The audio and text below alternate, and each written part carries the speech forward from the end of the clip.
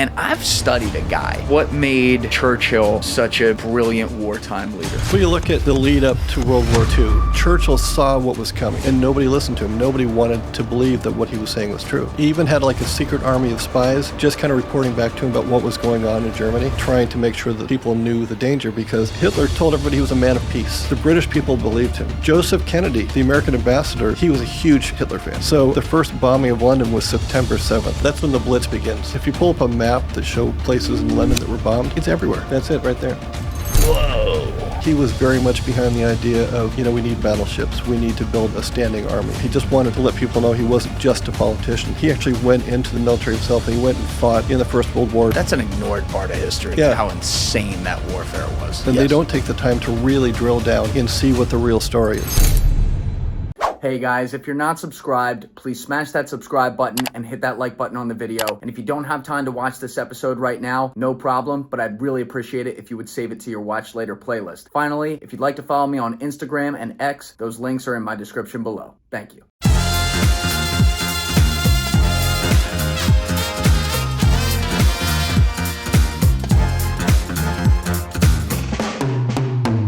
Martin, you have a long bibliography.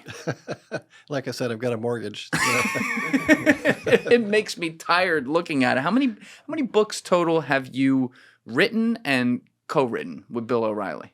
I think I did 14 with Bill, and I've done a few for other people. I did one with James Patterson. I did Legend.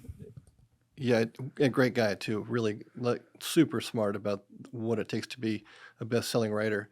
Pull that in just a little bit. That might get. I wrote the Survivor book with Mark Burnett. I lived on the island during the first season. Mark's an old friend and asked me to come. So when they filmed Survivor, I was there the first one. And I did a couple more for him, but my name isn't on 3 or 4. So I've got about 30-ish books total. How old are you, 150? I'm 63. I was going to say, you don't look 150. 30 books I didn't start writing nuts. books till I was 35.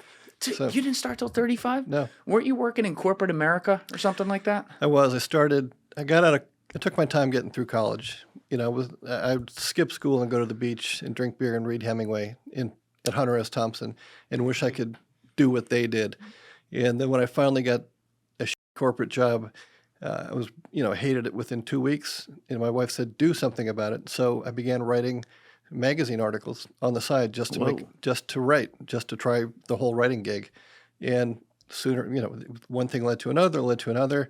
And then I got a call out of the blue. Mark Burnett, he had no money at all at the time, but he had seen an article I'd written, and he wanted me to fly to Madagascar to cover this adventure race he was going to be a part of, and he was taking a team of Navy SEALs with him. And I had to tell my boss I needed 3 weeks off to fly to Madagascar. I went there.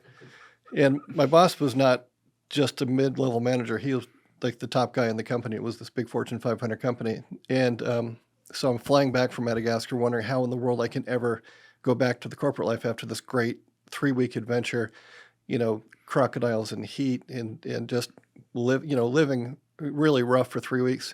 And I should not have worried because they fired me the first day back. Yeah. And they did it like Jerry Maguire style, like right in the middle of a restaurant, so I couldn't make a scene. And I didn't care. I went home and told my wife, I said, I want to make it as a writer. And she said, I'm all in, but you can't look at the want ads. You can't be looking for jobs on the side. If you're going to do it, you got to do it. So, and so then a good wife right there. Yeah, she's solid. I mean, she's got my back. And we had 2 kids at the time, and, so it wasn't like it was just the 2 of us, this carefree couple. And then, and I started doing books about 5 years later, just because I was traveling so much, and then we'd had a 3rd child, and, being gone 3 months out of the year is not conducive to being a good dad. So I wrote a book on spec, it sold, and then it kind of off to the races. Here we are. What was that first book on spec? It was called Surviving the Toughest Race on Earth, and it was about that race I'd gone to in Madagascar. It's actually a pretty good book. I mean, I went back and read it. I made a lot of choices in that book I wouldn't make now, and I think I doubled down on some of the details, but it still reads, I think it reads well. Had you trained at any point in your life, like in college or even in high school, to be like a writer? Because obviously people got to check out your books. We're going to have the links in description, including your brand new one that somehow you said you wrote in 6 months. We'll get to that. But, you know, your writing style is incredible. Oh, like thanks. you do things in a very punchy, fast-paced, storytelling way. Like that's something I really enjoy reading. Oh, so, good. like, where did you develop that? You know, I didn't. I felt like when I first got into like freelancing as a journalist, I was at a disadvantage because most of the people I was working with had gone to journalism school, or they had an MFA or something like that. I didn't take any. I never took a writing class in my life. I just liked to read, and I had this dream that I could make it as a writer. And I think if I knew how bad I was when I left the corporate world, I would never have left the corporate world. I was not good. But you know, it's like when you're training for something. If you do it every day, it becomes a muscle, and you get better and better and better. And when I did my first history book, it was like the third book I did. I've got a big bone to pick with most historians because most people write history as if you have to over-explain and you have to be academic and you have to, I don't know, it's just boring. And it makes me mad because I think history is as good as any great novel and any great piece of fiction. So with that first book, which is about Captain Cook, I think it was 2000, 2001, I tried to write a fast-paced narrative. And then when we started doing the killing books, it really gave me, because those are so far-ranging. You know, you go from Lincoln to Kennedy to Jesus to Patton. I learned, you know, it's one thing to have an area of history that is yours. Like, let's say you're a Lincoln scholar and you do nothing but Lincoln books. Well, those killing books, they were so wide-ranging. It taught me how to write in a style that worked for any kind of area of history at all. And so the style I concocted is, you know, keep it present tense as much as possible. Short, declarative sentences. A lot of this is James Patterson talking to me too. Always end with a cliffhanger. At the end of a chapter, pick up, boom. You know, everything is movement, movement, movement. There's nothing ponderous. There's emotion. It's not like it's, you know, dry or just only action, but you've got to keep the reader turning the pages. And I like to write history as a beach read or something, you know, on an airplane. You're going to read that instead of, you know, a 400-page book that is going to put you to sleep. It's a lot of pressure though too, because you're not writing fiction. You can't make it up as you go. You have to take the research that you do and put it in storytelling format, and then also, you know, people can look at your bibliographies, like you're going through all different perspectives of history, and you kind of have to put your finger on what seems to be the most accurate, because there's always going to be some different stories to some level. Like, how do you organize all that before you even put the pen to paper? I don't. This is what it keeps me up at night. It's every book. It's, you know, Midway. I was halfway through Midway and I was completely lost and I didn't know where I was going. And then I thought, you know, we need to go back. And there's a whole section in there where I go full James Missioner, and I describe Midway Island, Midway Atoll from, you know, the beginning of time to now, just so the reader has a frame of reference. And it gave me 80 good pages, but at the same time, it allowed me to sit back and let the story talk to me, so that when we got to the battle, there were stakes involved. So, yeah, I can't imagine doing something like that without having it fully outlined before. Well, like the book I'm working on a book about the running boom of the 1970s right now, which is really hard because there's no beginning. Everybody knows there was a running boom, but nobody knows when it began or when it ended, or if there's another one going on right now.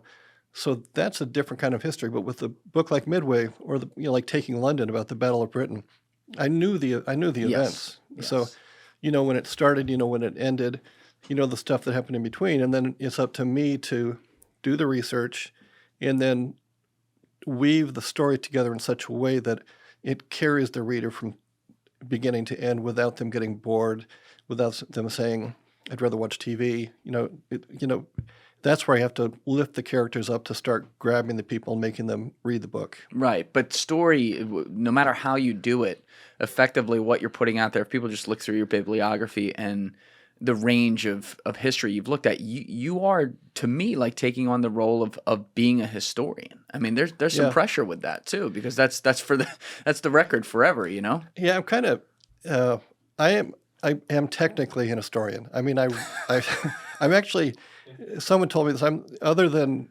O'Reilly, I'm the second best historian in modern American literature, but nobody knows my name. It's just because, which is kind of funny. Well, we found you. Yeah, you did. It was great. But so that's the thing is, I love history, but I don't just write history. I tell a story. And I'm reading a Rick Atkinson book right now, the final book of his World War II trilogy, and it is amazing. I mean, it is such great history, and the detail and the level of research is fascinating. And he tells great stories within it, but that's not what I do. I don't bog people down in minutia. I like to write something that, I like to find sex. I like to find romance. I like to find anger and rage and all the things that make people care about a story. Humanity, exactly. Yeah.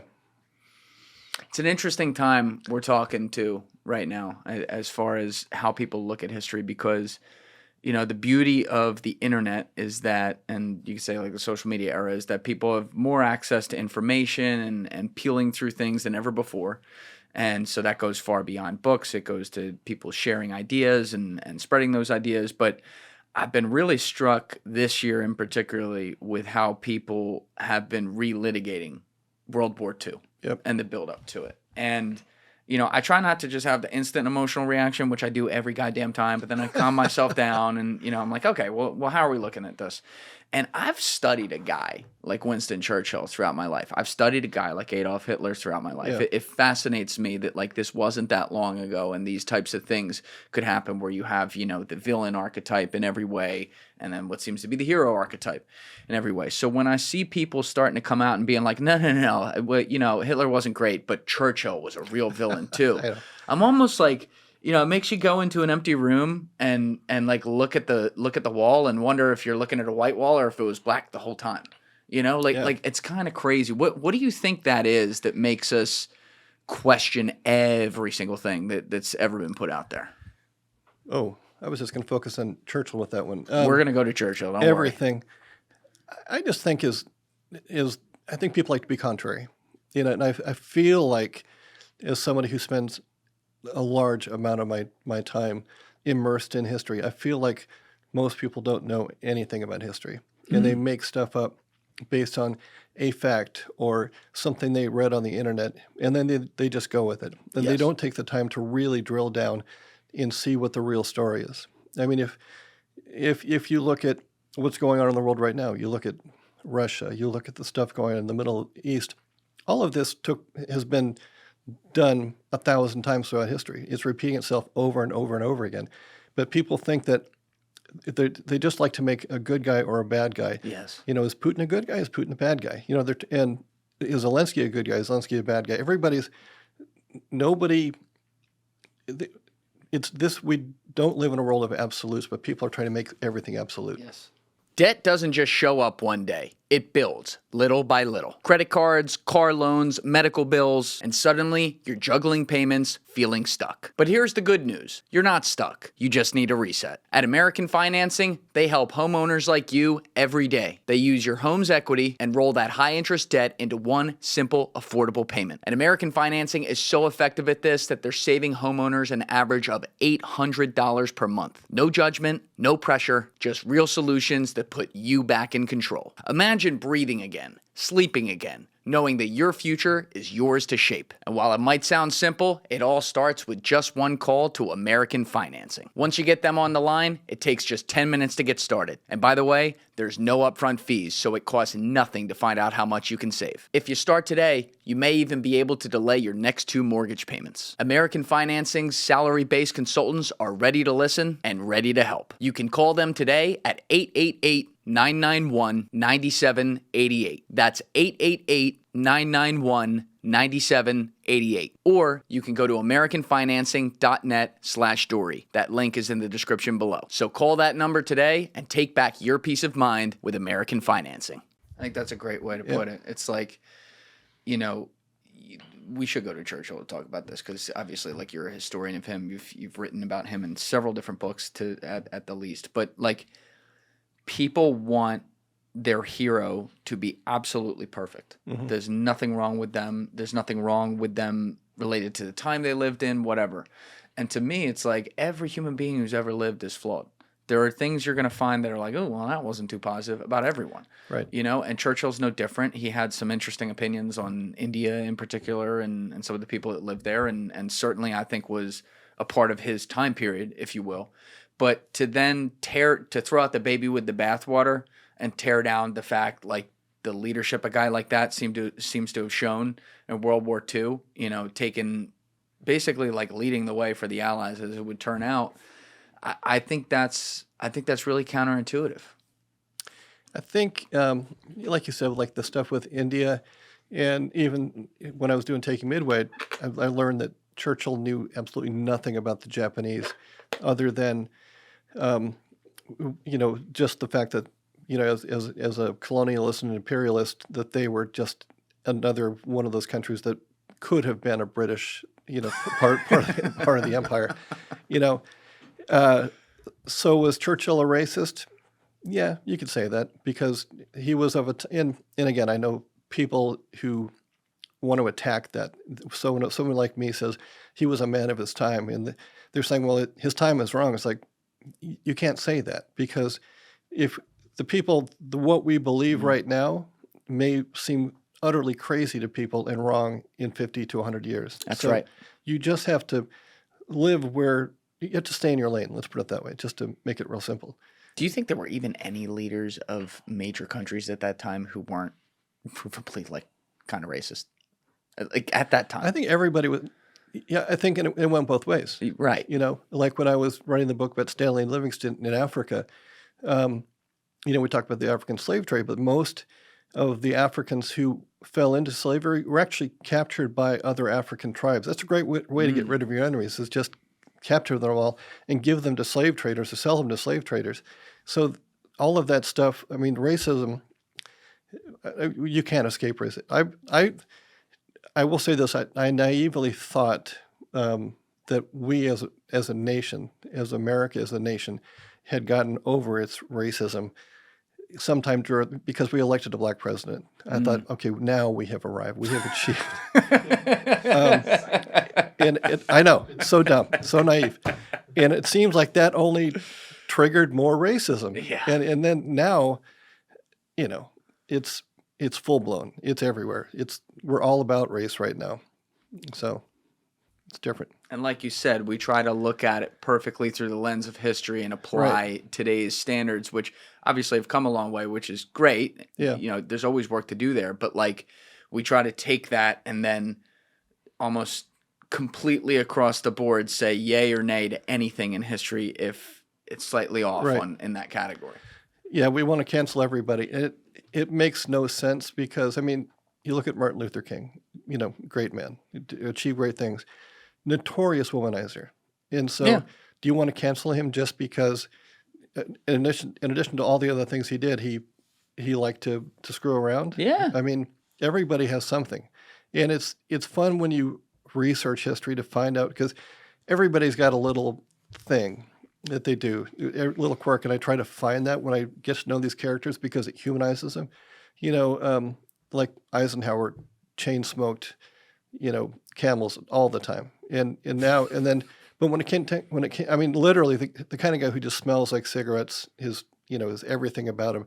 And then when he quit cold turkey, which I found really admirable. But at the same time, there are some people would say, like, he is flawed. You never see a picture of him with a cigarette in his hand, right? You know, but if the American public knew that, they wouldn't have cared. But at the same time, now we look back and say, but he was a smoker. It's just, we think like that. It's like everyone was doing it though. Yeah, you know what exactly. I mean? It's nuts. But you know, the reason I did find you in the first place was because you were one of the guys who's done like a lot of work on Churchill. Yep. And I would love to have you just walk us through like who he was, where he came from, what his worldview was, and how he ended up in the position he did in World War II. Ooh, that's a lot. We got a lot of time. Well, he was the son of a man. Well, actually, his mother was American, you know, and she was actually kind of ties all the books together. The Stanley Livingston book, the guy who sent Stanley into Africa to find Livingston was James Gordon Bennett Jr., who was the publisher of the Herald Tribune, which became the International Herald Tribune, and he loved to go through Central Park in his coach and four, you know, his coach with his 4 horses, and race it, and drunkenly. And one of his paramours at the time was Churchill's mother. Whoa. Yeah. So, yeah. And so, but she eventually marries Randolph Churchill, who also a womanizer, had a syphilis issue, was supposed to become the prime minister and just didn't play his cards right. Notoriously ignored his son. That, you know, they sent him off to boarding school, and young Winston struggled a great deal. And then, you know, he went off to the Boer War as a journalist. He became First Lord of the Admiralty during World War I, and famously, you know, thought up the Gallipoli campaign through the Dardanelles, which a great tragedy. And, you know, the story is interesting. So the Admiralty building in London, if you know it, is right near Trafalgar Square, right by Pall Mall. And his office was in there. And he loved to play admiral. So he had his ships, his sea maps, he had everything all out. And so when he was fired as First Lord of the Admiralty, he put all his maps into a secret cupboard and locked them away. And when he returned as First Lord of the Admiralty, just before the start of World War II, they brought him into the cabinet. The first thing he did was go back to his office and unlock that door.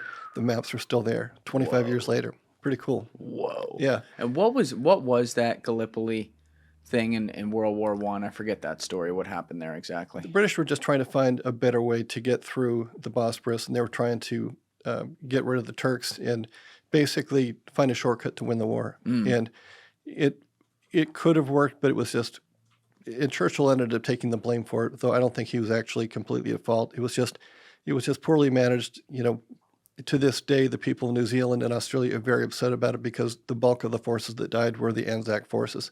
Oh, wow.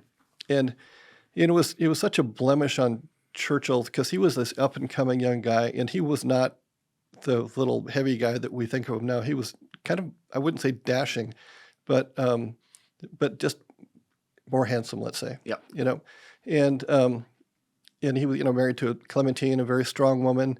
So, and, you know, he had children of his own, but he was still always kind of his own guy doing his own little thing. I don't think he, at that time, wanted to be prime minister as much as he just wanted to rise, you know, in the Conservative Party.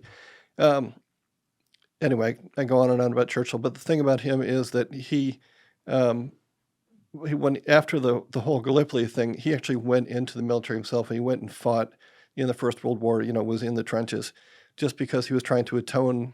You know, he just wanted to let people know he wasn't just a politician. He was somebody who was going to, you know, try to make things right. About that life. Yeah. Yeah. Yeah. Did he ever write a lot about what he saw in the trenches and how he felt about that? Because that's an ignored part of history, like how insane that warfare was. You know, it's funny. I was just talking to a friend last night, and we were talking about there aren't enough World War I books. I agree. It's appalling, the conditions that they had to fight in. I mean, imagine you're literally living in mud that is up to your knees, and if you fall down in the mud, there's a very good chance you may not be able to get back up, and you'll just, you know, drown in the mud. I mean, and that happened all the time. I mean, that's just appalling. So, and that's life in the trenches was like. It wasn't like they lived in these dry holes in the dirt. It was miserable. Rats and shit and, you know, urinate. You know, it's crazy. Yeah. And also the fact that, you know, this is right. I guess World War I is right when they were first really using airplanes for real. Like they were using that as a weapon of war and everything. But it was such a precursor to what would come, because it was the first time where the world was legit kind of connected, right? So they could all come together, and come together is the wrong term, but they could all like get into this fight and have so many different geopolitical implications happening everywhere. And that, to me, it's like, it's the ultimate. If you look at it like a Lord of the Rings kind of thing, it's the ultimate prequel to what we ended up getting. It's true. By the way, Churchill became a pilot as well. He did? During that era. until his wife told him you can't fly anymore because he was just a bad pilot. So, like, you're going to die. Was he drinking whiskey up there? He probably was. Yeah. I mean, he started every day with little Johnny Walker, just enough to cover the bottom of the glass, and then a big splash of soda. And he would nurse that throughout the morning, and then he would go to champagne, and then he would take his 2-hour nap, and then he'd come back and have dinner with, brandy. The only thing he hated was beer. He'd drink anything else. So He liked the good stuff. I like the good stuff. There's a picture of him during the North African campaign in 1942. He goes to visit Montgomery just before El Alamein, and it's one of the few times I've actually seen a picture of him drinking a beer. And you could just tell he doesn't like it. He's doing it because he's in front of the men. This is the peasant's beer. Yeah, that's true. Yeah, that's funny. But so he got removed from the Admiralty. He goes into the actual army. Right. He also becomes a trained pilot, technically. Yep. World War I ends. Where's he like when the Treaty of Versailles is happening and all that? Where's his career? That's a really good question. He's out of Parliament. He's about to go back in, but he's about to enter a political wilderness that lasts almost 20 years. So when we think of Churchill, we think of the mid-60s Churchill, who becomes prime minister May 10th, 1940, and through almost the end of World War II. And that's the Churchill we know. But the Churchill of the previous, like 1920 to 1940, he was the laughing stock of Parliament, because he was the guy that said Germany's going to rearm, Germany is going to come back, and we're going to wage war on them again. We need to really pay attention to this guy Adolf Hitler. So people thought he was a warmonger, and he became kind of the laughing stock. He lost all of his money in the stock market crash of 1929, but he had enough friends that people actually helped him. He was making bad trades on that day, and he had a friend who was canceling those trades to make sure Churchill doesn't. God. Yeah, because he just wasn't good with money. He was sitting there day trading? Yeah, pretty much. He's the kind of guy, literally, who, you think of him as a British gentleman. He had bespoke suits. He had his big, champagne allowance, all this money. He was almost always broke. He had very little family money, and to the point where even after he died, his wife had to start selling off his possessions just to kind of stay afloat. Whoa. Yeah. What do you think made that guy tick? He was just, well, there's a lot of things. He was a romantic in many ways. He's descended from the Duke of Marlborough, one of Britain's great, like 15th, 16th century, leaders. So that's in his blood. But I think he was also he's one of those guys, not to psychoanalyze him too much, was really driven by the fact that his mother just didn't his mother loved him, but his dad didn't give a shit about him. And he basically had to become a self-made man. And it was just, and he became very antagonistic to people who opposed him.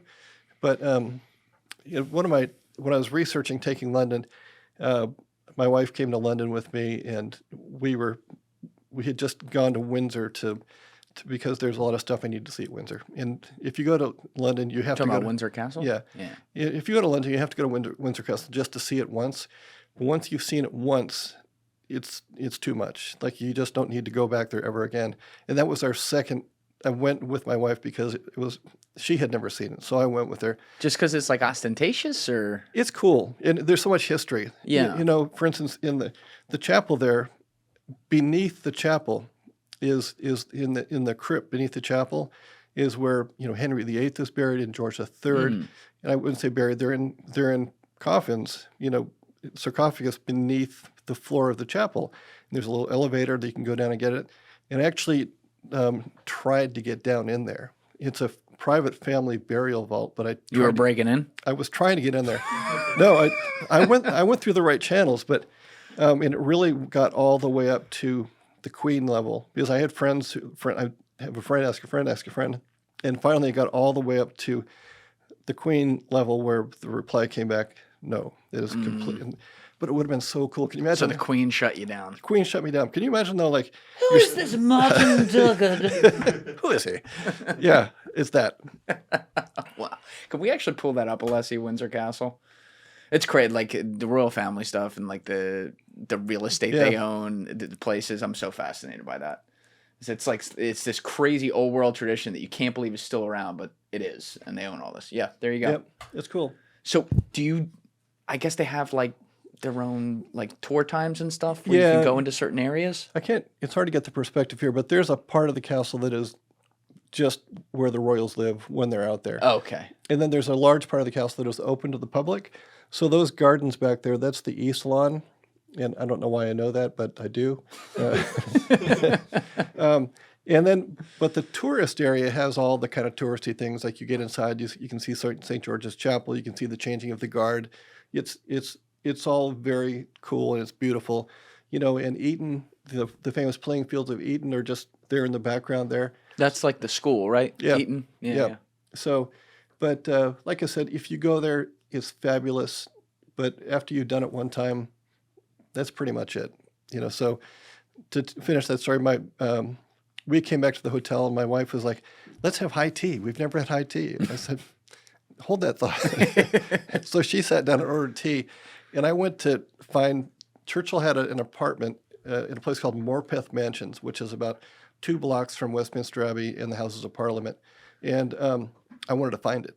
And so while my wife was ordering high tea, I went and I found Churchill's place. And why it's significant is when the first air raid sirens came over London in May 1940, Churchill went up on the roof instead of going down to the underground bunker, went on the roof with a bottle of brandy to watch the Germans come in. And I just wanted to see the building where it took place. It's still there. It's pretty fabulous. Is it important to you, like, writing a lot of these books? Because that's the other thing. You've written so many, and as you were telling me, you write some of them in such an amazingly short period of time, which is incredible. But I wonder, like, do you get to travel to a lot of the places that you write about? Oh, always. Yeah, that's my the one of like if you look at some of my early books, they don't seem like they have a common thread. You know, you have like the explorers. You got Columbus and Stanley Livingstone and Captain Cook. The reason I chose explorers wasn't because I was this big fan of exploration. They were just places I wanted to go. I'd never been to Australia. I'd never been to, the Caribbean. So I'd never seen a lion in the wild in Africa, which I got to see for Stanley Livingstone, and managed to get myself arrested with a couple buddies of mine. And Oh, wait, you got to tell that story.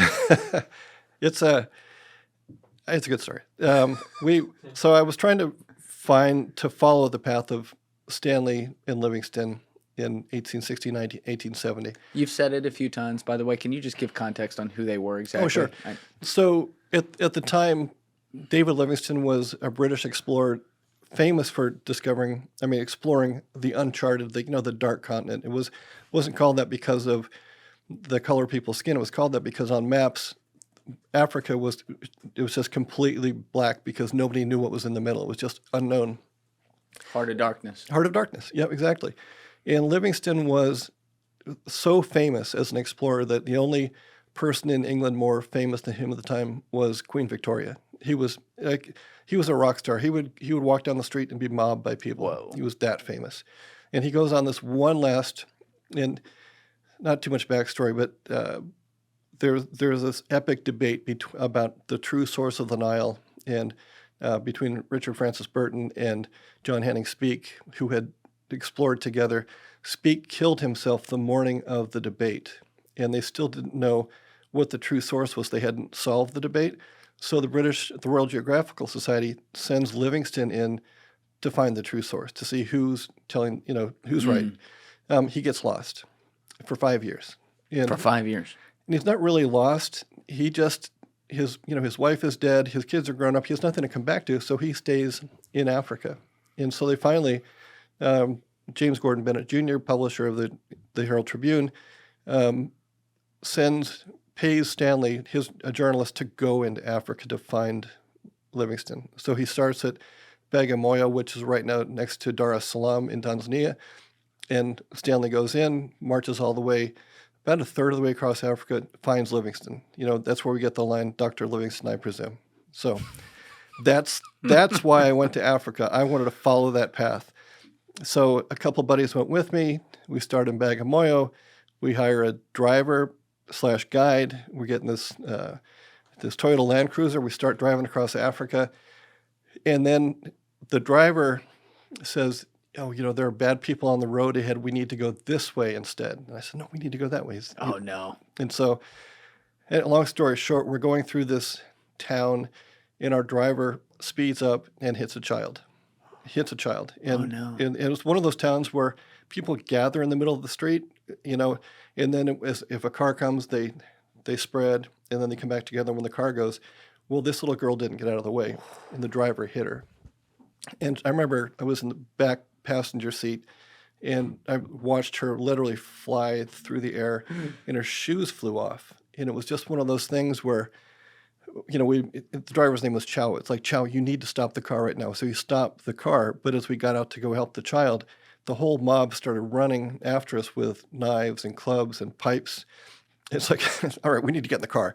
And so we literally drove 5 hours. The town was called Tunduma, and Tunduma is where the road ends. And then you start driving. Do you know if she was okay or not? I'll get to that. Okay. So she, we follow these dirt roads, like literally into, at the time it felt like the darkest part of Africa. It was just like we were on dirt roads. We're going absolutely just trying. We don't know if we're going to get arrested, if we'll be able to leave the country. And we kind of thought, we developed a plan where we were just going to go find the police and tell them what happened and hope for the best. So when we finally get to the town of Sembwenga, after 5 hours of off-road driving, there's a checkpoint. There's 4 men with AK-47s and uniforms, and they basically started talking to the driver. And I didn't know it at the time. The driver was telling them that he had been asleep in the back and that I was driving the car. Oh no. Yeah. So these guys get in, and so I was in the back, and my buddy was next to me, but 2 other soldiers got in with their guns, and the barrel of the rifle was kind of pointing up my head. I kind of moved it into the bed liner. I didn't want us to hit a jolt and have, bullet. Anyway, they held us. They held us in the prison, in the jail. Just move the... Yeah, please move the gun. Sir, do you mind? That's exactly what happened. And they held us in the jail at Sembwenga for 3 days. Probably not a nice jail, right? It was not nice. Yeah. And the worst part of it was every morning they would take some guys out to take them to the penitentiary, and they would be shackled, arms and legs, and be wearing just like a loincloth, nothing else. And we were wondering, like, is that us? We had no idea what was coming next. They finally let us go, and it turned out the reason they arrested us was not because we hit the girl, who lived, by the way. She did live. She did live. Okay. She's fine. All right, that's good. It was because somebody else had done a hit and run on a car. They were more concerned about the car than the girl. So anyway, so they got us but they arrested our driver because they thought he might have, so they kept him. And you're like, yeah, keep him. Yeah, you can have him. Fuck that guy. Fuck that guy. It was literally like that. And they gave us another car, and we drove. It was cool because it was like 6 hours through nothing but giraffes and hippos and, and elephants everywhere. It was like Land Country Safari. It was super cool. And then like my friends were like, yeah, let's stick around. Let's go to Zanzibar. I go, I'm getting the fuck out of this country because while they're getting us good. So yeah, that was how I got arrested in Africa. Oh my God. Yeah. So the reason I bring this up though is because I think it's so cool when, as an author, you're covering, especially something in history, something that happened a long time ago. It wasn't yesterday. But even that, like when you go to the place and you're just kind of standing there, and it's almost like metaphysical, I would imagine, where you can feel the things that happen, and it puts it in perspective and maybe brings the ideas from the universe to let you write that on the page a certain way. That's exactly why I do it, because there's something about smelling the air, and saying, oh, this is what it smelled like, because it smelled like that. If you go to the African savannah right now, it smells, nothing's changed. It's pure wilderness. It's the same place. And it's like, when I was doing Taking Midway, my wife and I took a trip to, there we go. Great cover, by the way. Yeah, it's really good. And we couldn't find there are no pictures of the American dive bombers hitting the Japanese aircraft carriers, but that's a destroyer. But I think that it's still a great cover. But the place where the Japanese pilots made landfall on the Pearl Harbor attack is a place on the North Shore called Kahuku Point. Okay. And so I didn't even realize that my wife and I took a Hawaiian vacation. just after I finished this book. And I was sitting on the balcony, I was looking at a map, wondering where Kahuku Point was, and I realized it was like 200 yards away. Whoa. 200 yards away. And I said, we need to just take a walk. But then, like, you stand there, and you can imagine, okay, this is where, these 400 Japanese planes came over just before dawn, and it puts you right in the moment. Yeah. Yeah. Yeah, it's so cool. It's like, it adds a gravity to it as well, because you can imagine what other people must have been thinking who were there witnessing this, weren't necessarily a part of it, but how scary something like that could be. Yeah. And it also, again, when you're studying something like World War II, I said this at the beginning, but this isn't that long ago. No. And the world is so even more interconnected in many ways now, and the fragility of how quickly everything to be reality of peace or whatever it is you want to call it. Obviously, other places in the world don't know that right now, but we do here. It can go like that, and you don't know when it's coming, and then it's like you have this.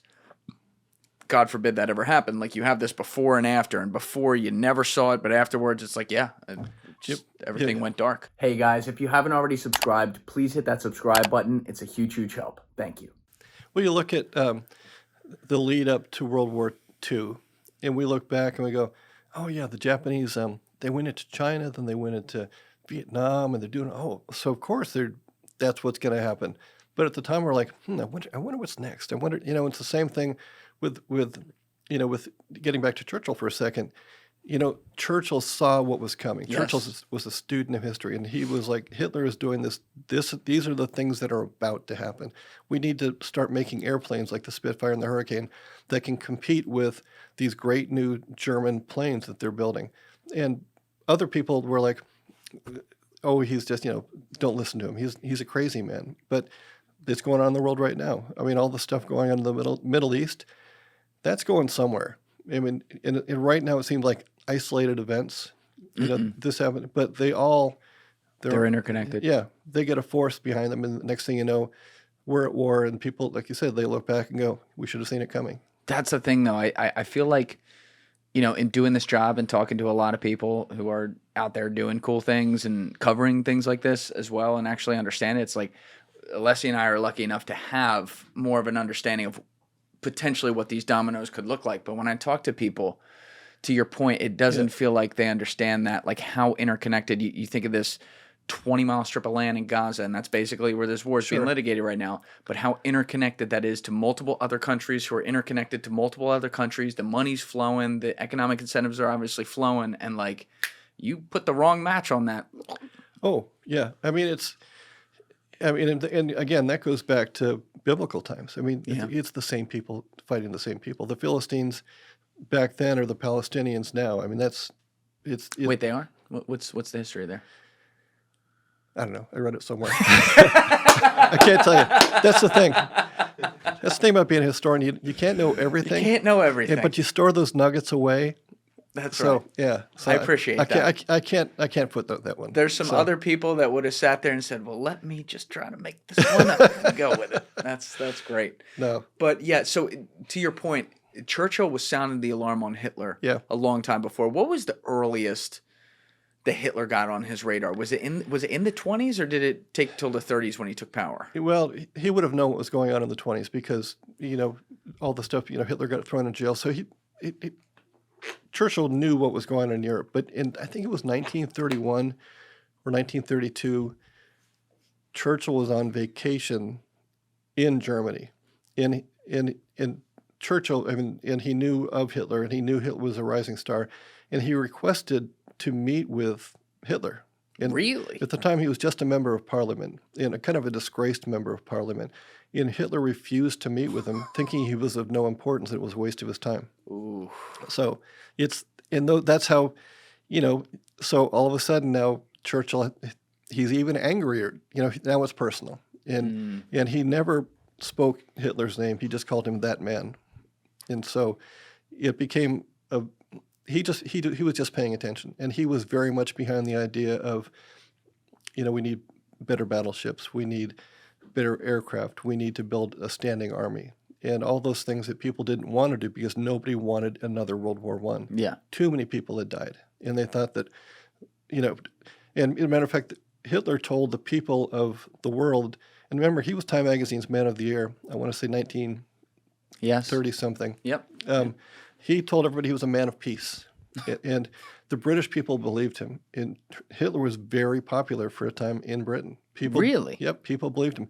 Joseph Kennedy, the American ambassador to the Court of St. James during the time of, he was one of Roosevelt's ambassadors. I want to say he was there in 1940. He left late 1940, but I can't remember when he was appointed. I think it was 1938. He was a huge Hitler fan. He didn't think that England would be able to stand up to Hitler. He thought Hitler was the future. And so, the future, the father of John F. Kennedy was basically a huge Hitler guy. How much at that kind of time, I'm going to come back to Churchill in a minute, but just in general for some of these other people you're mentioning as well who admired him, if we're talking about like 1930, 1931, 1932, before he actually rises to take power in 33, how much of his racial purity politics were these people actually aware of, do you think? They should have been very aware. It's in Mein Kampf. Yeah. So, which was he wrote that, I think it was published in 1923. Don't quote me, but I mean. I think we can check that. I think it was published after he was writing it in 1923 in prison. Yeah. So, but it was out there. And that term about the big lie, that was Hitler. If you want to tell a lie, make sure it's big and just keep repeating it, and then people will believe it. Yeah, 1925 was published, but it was written in. So it was out there. Yep. Yeah. But it's one of those things where I think a lot of people said, well, he doesn't really mean it. They don't know the extent to. It's like this 2025 stuff that's taken on right now, the Project 2025. During the campaign, all that crazy stuff would be out there, and people go, well, they're really not going to do that. And it's happening. And it's just, it was the same thing with Hitler. All the stuff that he said he was going to do, he did it, on a scale people could never have envisioned. Why do you think people ignore what's right in front of them sometimes? It happens again and again throughout history. Like what draws them to be like, nah, but I think this guy's cool. I really do. I feel like he's gonna make the right moves. It's like when Biden was visibly losing his mind. Yes. We're all like, I think he can hold it together. and you kind of wanted to believe it. And I think we have a bias towards the things that we favor personally. You know what I mean? And it's the reason that sometimes when people know that a huge forest fire is heading towards their house, they don't leave the house because there's like, no, my house is good. My house is good. It won't happen to me. I got a garden house, Yep. so I'm good. And it's the same thing. I think also, unfortunately, it seems to come back to this over and over again, but Hitler, when you look at his rise, obviously he tries with the beer hall push in the early 20s, doesn't work out, but they basically make his trial. He becomes this figure in the papers because he got to do a political speech while he's basically in court every day. Goes to prison, writes Mein Kampf, as you laid out. But when he comes out, the economy somehow, it had been really bad, but the economy had improved in Germany. It wasn't amazing, but it improved. So people, they weren't out there going where's my next meal coming from? So a guy like him and his strong message of we got fuck with Treaty of Versailles, everything's over, it didn't resonate as much. But then the 1929 stock market crash happens. It finds its way to affect Germany as well. And he kind of gets this new air behind him where now he's like, see, we're all fucked. And it was always going to be this way. Forget that this thing just happened. It was long before that when this happened. And so when he comes up, one thing you have to, it's you don't like to give Hitler anything, but he had an economic message. And he did, even though he used a dictatorial way to do it, he did act upon that message upon getting into office and made their economy boom. And people respond to what's in their wallet. Well, he did the same thing that Reagan did kind of in the 80s on a different level, but he built a wartime economy in peacetime. If you do something like that, you create jobs. You create things like, airplanes. And the Germans became the leaders in airplane technology, and they weren't allowed to have an air force, but they could have a passenger airline, and people couldn't train to be pilots, but they could be glider pilots. Glider pilots? Yeah. If you trained to be a glider pilot, you were technically. I don't even know what that is. You know what a glider is? It's a plane that you tow it behind another plane, and then you let it go. It has no engine. It flies just on the currents of the wind. Oh, wow. Yeah.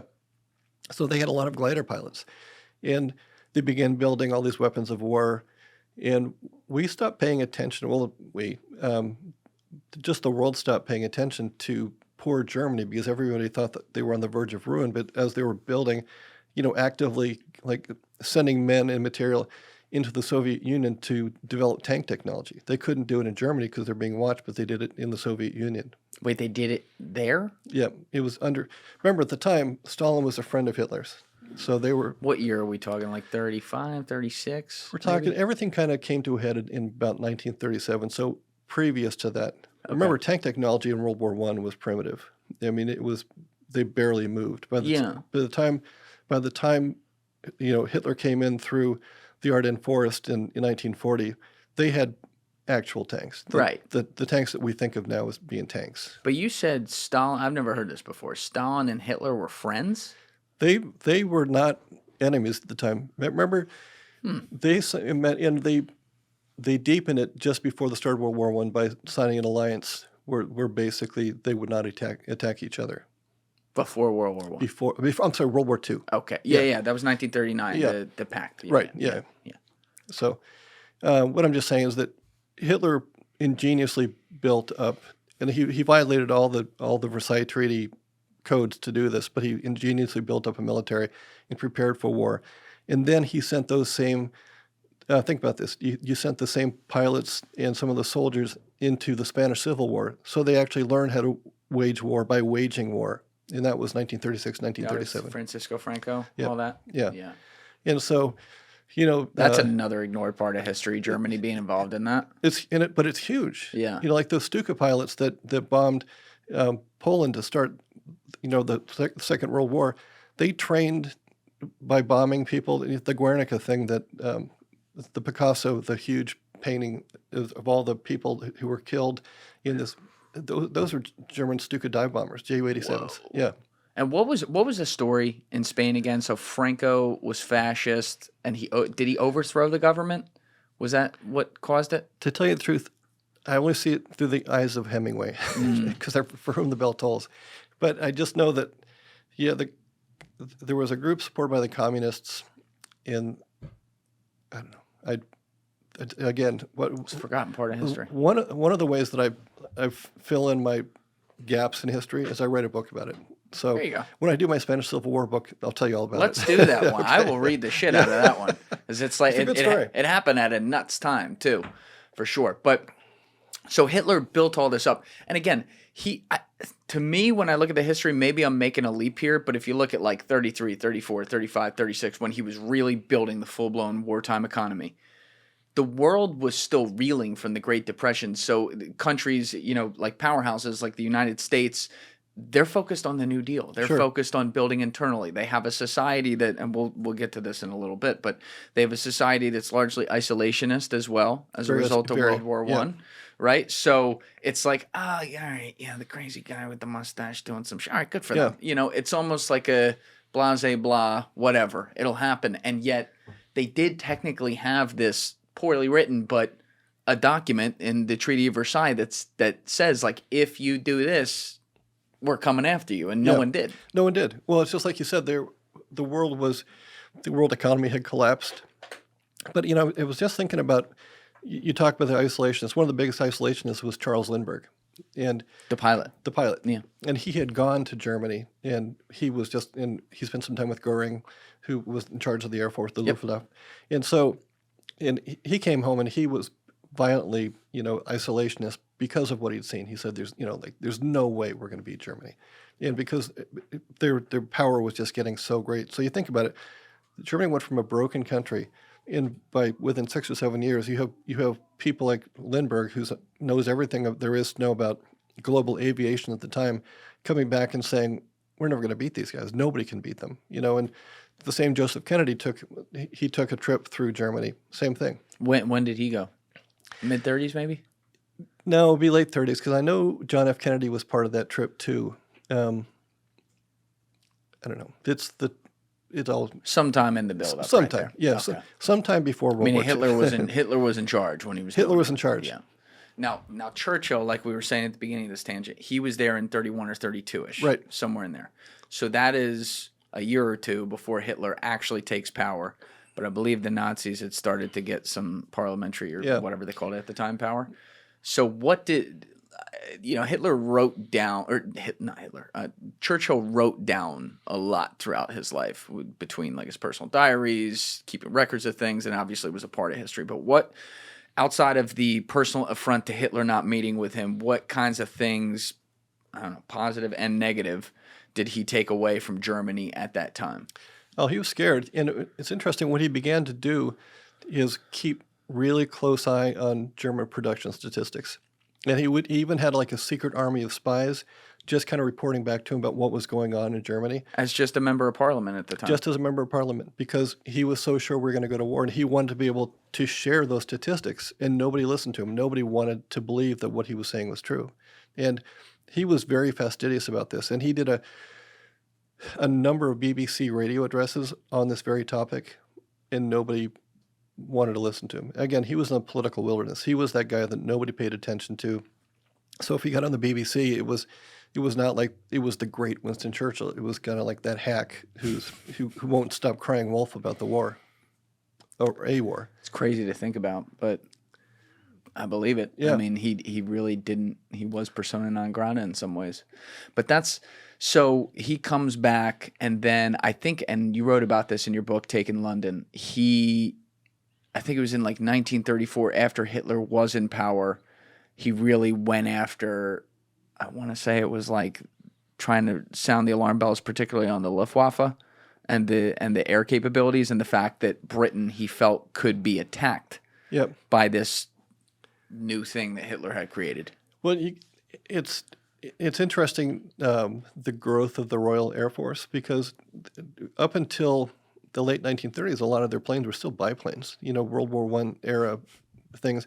And the best, before the introduction of the Hurricanes and the Spitfires, which were just revolutionary in their design and changed everything about Britain's military capacity as a fighter, not bomber, but as a fighter entity. Before that, they had planes that were, barely going 150, 100 miles an hour. Germany had planes going 100 miles an hour faster. And so if not for the Spitfire and the Hurricane, if they'd been flying those other planes that were introduced only in the late 1930s, if they'd been flying those slower planes, the British would have been annihilated in the air, and there would have been no. We would never even have fought the war in Europe.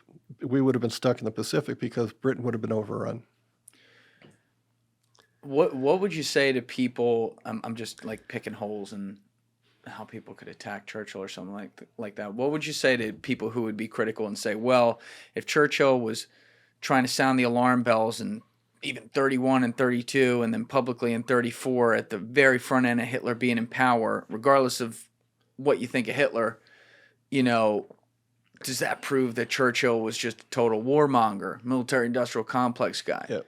Do you think there's anything to that argument? No, I think Churchill is very pragmatic. Yeah.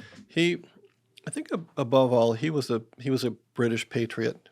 I mean, and by the way, he was very aware that he was half American, and he actually became an American citizen during the Kennedy administration. They had a special ceremony in the Rose Garden to grant him American citizenship, which I think is pretty cool. But he wanted the best for his country. He was unrelenting in trying to make sure that people knew the danger, because he was an historian himself, and he had a feeling for the greater scope of history, and the fact that the British nation was really vulnerable. And if Hitler swept across and it came down to just Britain against Hitler, who dominated almost every country in Europe was under Nazi rule, and if they had successfully crossed the Channel, and they had the landing craft prepared to come across the Channel and invade Britain, if Britain had fallen, the plan was for Churchill to evacuate and run the country from Canada, but Hitler also had him on a kill list. So, people who talk about isolationism. So Churchill went by trying to yank Roosevelt into the war and get him to come onto the British side. He wasn't doing it just for England. He was doing it because, if Britain fell, America would have been next. Hitler wasn't going to stop. And it was just one of those things where he was just fighting for his very survival, the survival of his nation and everything that Britain stood for. Yeah. Now, you and I were talking before we got on camera about your book, Taken London, and then The Splendid and the Vile by Eric Larson, which is about the Battle of Britain. And you were saying your book basically leaves off where his begins on May 10th, I guess, 1940, when the bombing started. Does right? he? No. So I kind of start in the year before World War I. May 10th, 1940 is when World War II. World War II. Yeah. Let's stay with the right war. May 10th is when the Germans invade France. They come through the Ardennes Forest and boom. Next thing you know, they're at the English Channel. That is also the date, coincidentally, that Churchill is made prime minister. Yes. Okay, that's right. So my book goes from prior to that, a little backstory. Then we go through the Battle of Britain, which takes place from the actual starting date, but let's say July 1940, late June 1940, up until September 17th is when they called off Operation Sea Lion, which is the invasion of Great Britain, because the English Channel was getting too stormy. So the first bombing of London was September 7th. And that's where, and I don't know, I haven't read Splendid and the Vile a long time, but I don't do the Blitz. I just do the Battle of Britain, and he focuses on the Blitz. So I do everything leading up to the Blitz. He does all the Blitz. Got it. So point being, though, one of the things that really struck me when I first started looking into this, because I did not know this history, is how rabid the isolationism in America was all the way up to that point, basically until December 7th, 1941, if we're being honest.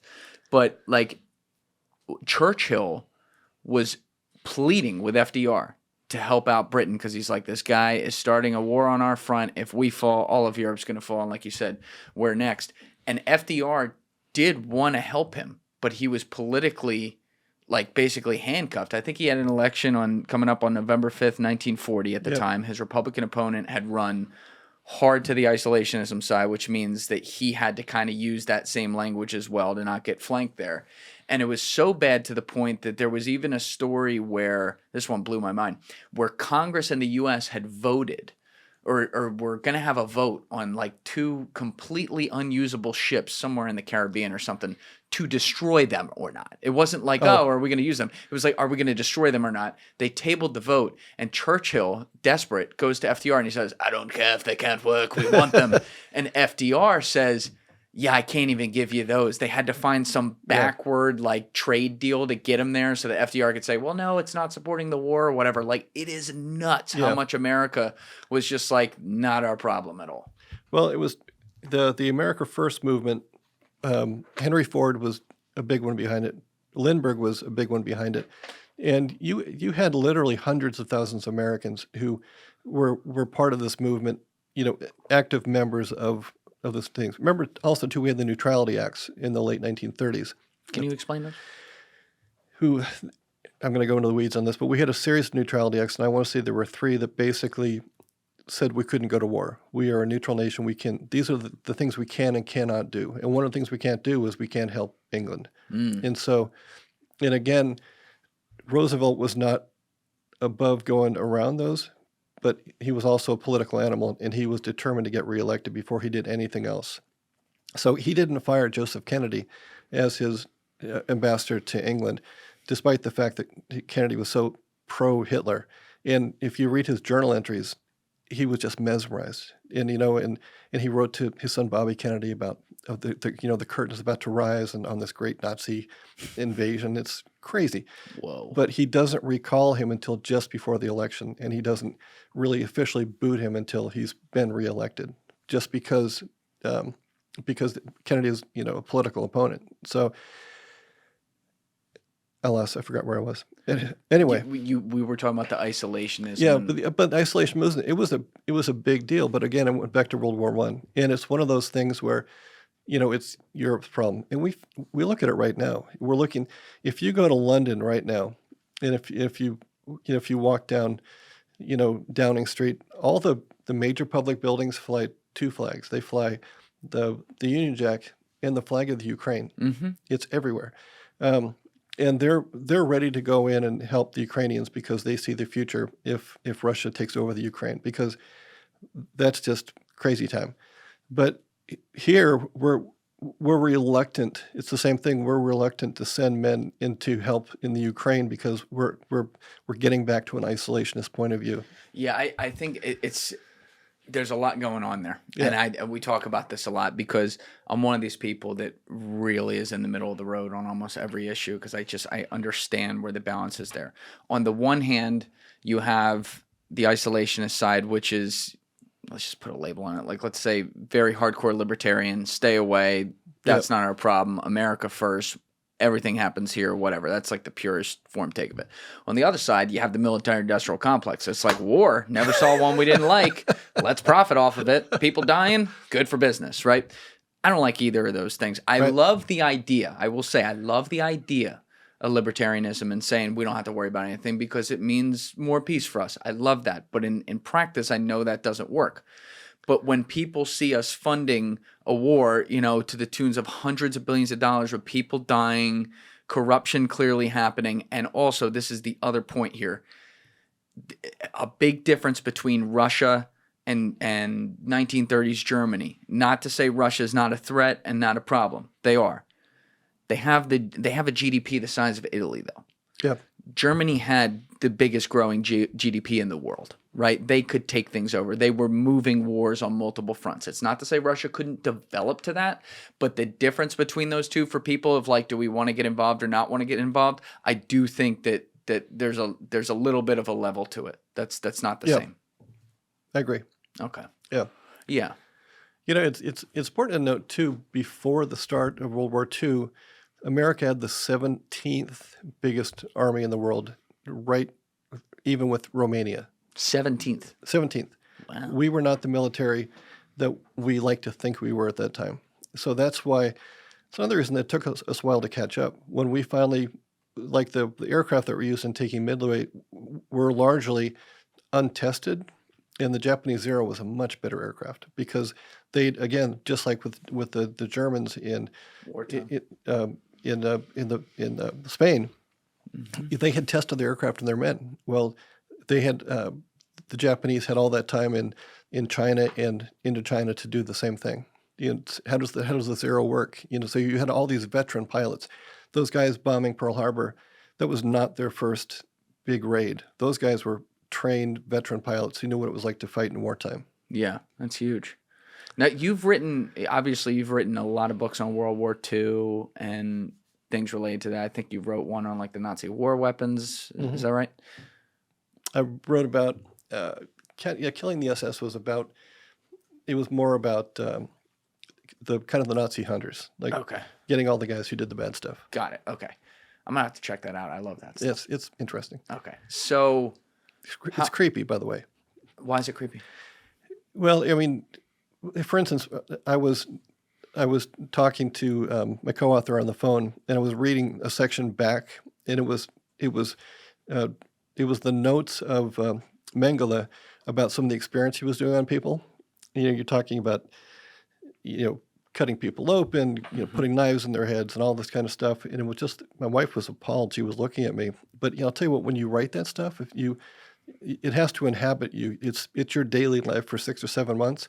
It leaves a mark in you, because if you're writing about bad stuff all the time, it kind of seeps into your unconscious, and it takes a while for that to go once you're finished. When you say it seeps into your unconscious, meaning like you're living with what the horrible things human beings are capable of, or you're getting desensitized to it, or both? Both. And the fact that it becomes really normal, but then you find the things that people are willing to do that are just phenomenal. Like just the meanest things. And And we all say, and just real quick on this, you think about these concentration camp guards, especially, some of the women guards who were just really horrible people. Yeah. But you think about, and they were not 35 or 40 or 50. They were mostly in their early 20s or even teenagers. But if you've grown up your whole life in the only leader you've ever known in your whole life is Adolf Hitler, you're going to think that guy is a god. And Right. you're going to do whatever that guy says. And that's why that's how it happened. Right. I talk about this a lot with current events we have around the world. I never empathize with, let's say, like the terroristic act, right? I don't empathize with that.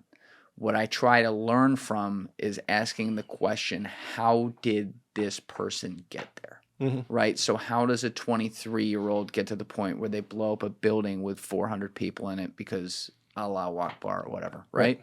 Like what environment did they come from? Because I feel like if we can empathize with the environment and there's a way that we can then just improve it even 2% moving forward, you can save 2% of those types of situations and keep trying to improve that throughout time. So I do think it's fair to say, it's a good point you make. Like, I think we have this fallacy today when we all look at this and say, for example, oh, I would have never done that or been a part of that. Right. Unfortunately, as sad as this is, psychologically, unfortunately, you don't know that. I would like to think if you were 40 years old or something like that and had known a different world, you wouldn't have fallen into that trap. But like you said, if you're 23, 24 and you came up and it was HH, that's what you know. Yeah. And you're going to follow that guy into the gates of hell, literally and figuratively. Well, you think about all the Hitler Youth and the brown shirts that used to roam the streets even well before the war. So you it becomes a terror mentality. You're going to alter your behavior so you don't get hit. That's right. Just to minimize it, So maybe by altering that behavior, you have to join them. And to join them, you have to adopt their code, which may be not your code. But after you do it long enough, you go, well, I don't mind this one so much, and then I don't mind that one so much. Next thing you know, you're fully in. Yeah. And we all say it wouldn't happen to us, but if we came down to a completely, let's say the power grid completely shut down, we had nothing. I'm pretty sure at some point I would do whatever it took to make sure my family was taken care of. Yes. And my ethics would go right out the window. My buddy Matt Cox, who is reformed, he was a long time. What do you call it? Mortgage identity thief, mortgage fraudster, all that stuff. Did a lot of terrible things. Did a lot of time in prison for it too. But he talks about the threshold for crime that every human being has. And he said what he learned about himself is that he has a very low threshold for crime, meaning like the smallest thing could go wrong and he's going to turn to crime, which is not something he knew about himself before he started doing this. Whereas he's like, that has levels to it in the sense that a level could be, for example, you're a mother and your child's starving and you're next to a grocery store. You're going to steal a loaf of bread? Probably. Yep. Right? So when people get pushed to something and they get pushed to that cliff, it may take a lot of people way more steps to get to that cliff. But when they do, you're susceptible to it. Yep. And we're just lucky right now that the way that we are as a nation, we don't normally have to make those choices, but Yes. But that day could come. You never know. Yeah, I like this tangent though on that book you wrote. You wrote this one with O'Reilly, right? Yeah. About hunting the SS. Yeah.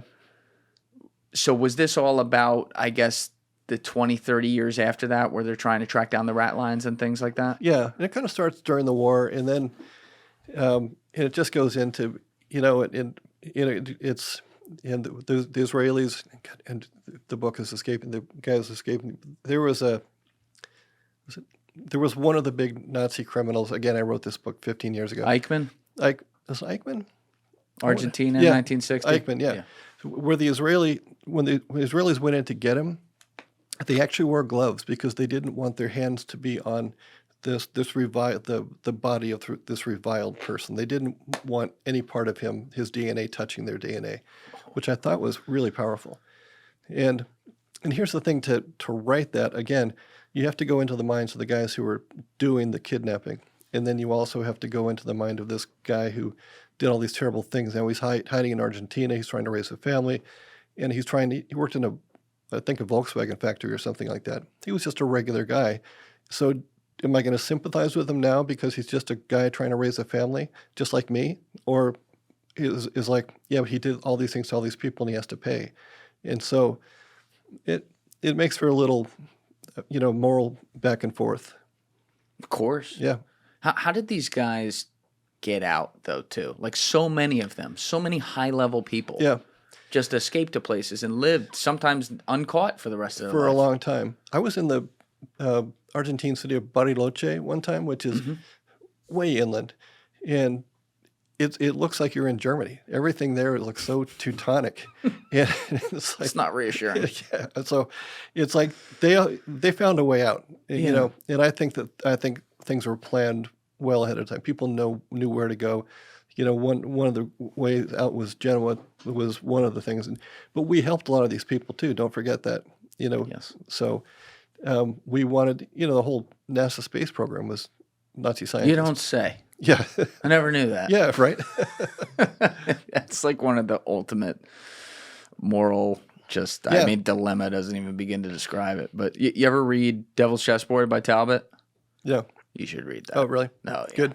Yeah. Because, I hadn't known this till before I read that book, but I hadn't known it till shortly before I read that book, how much like the Dulles brothers were in bed with the Nazis for a long time. And then when the war broke out and Germany declared war on the U.S., they were basically like, all right, well, all right. You want us to we'll go to war with them. But they weren't excited about it. Right. Well, and Patton wanted to keep going because he knew the Soviets were the next threat. So when he pushed into Czechoslovakia and Eisenhower had to tell him to stop, he was like, let's take all these Nazis and put a uniform on them, have them fight with us because we're going to fight the Soviets sooner or later. Oh, that's the other thing too. It's like that was the unholy alliance because the Soviets were critical to winning World War II, and yet America and the UK and some other countries as well, but particularly those two, were always completely concerned about the Bolsheviks dating back to the 20s. What to me is one of the saddest, getting back to Churchill real quick, is when towards the end of the war, one of Roosevelt's great flaws was the fact that he trusted Stalin. And towards the end of the war, he began turning his back on Churchill and Great Britain because he thought Stalin was America's friend and they were going to... He really thought that? He really did. And if you look at pictures of the three of them all together, I want to say the one I'm thinking about is Yalta. Yeah. Can we pull that up? Yalta Conference? It's... Churchill looks like he's just happy to be there. And Stalin looks like he's the boss in a very old, visibly fading... If you see this picture in color... the third one. Yeah. Up there. Yep, perfect. See, look how like, that's just a few months before Roosevelt dies. Mm-hmm. Look how ill he looks. But clearly, the man in charge is Stalin there on the right. Do you think that Roosevelt was, I don't know, maybe, what's the word I'm looking for, moved by the enormous sacrifice of life, let's say, that the Soviets had made? I'm sure there was something to that. Yeah.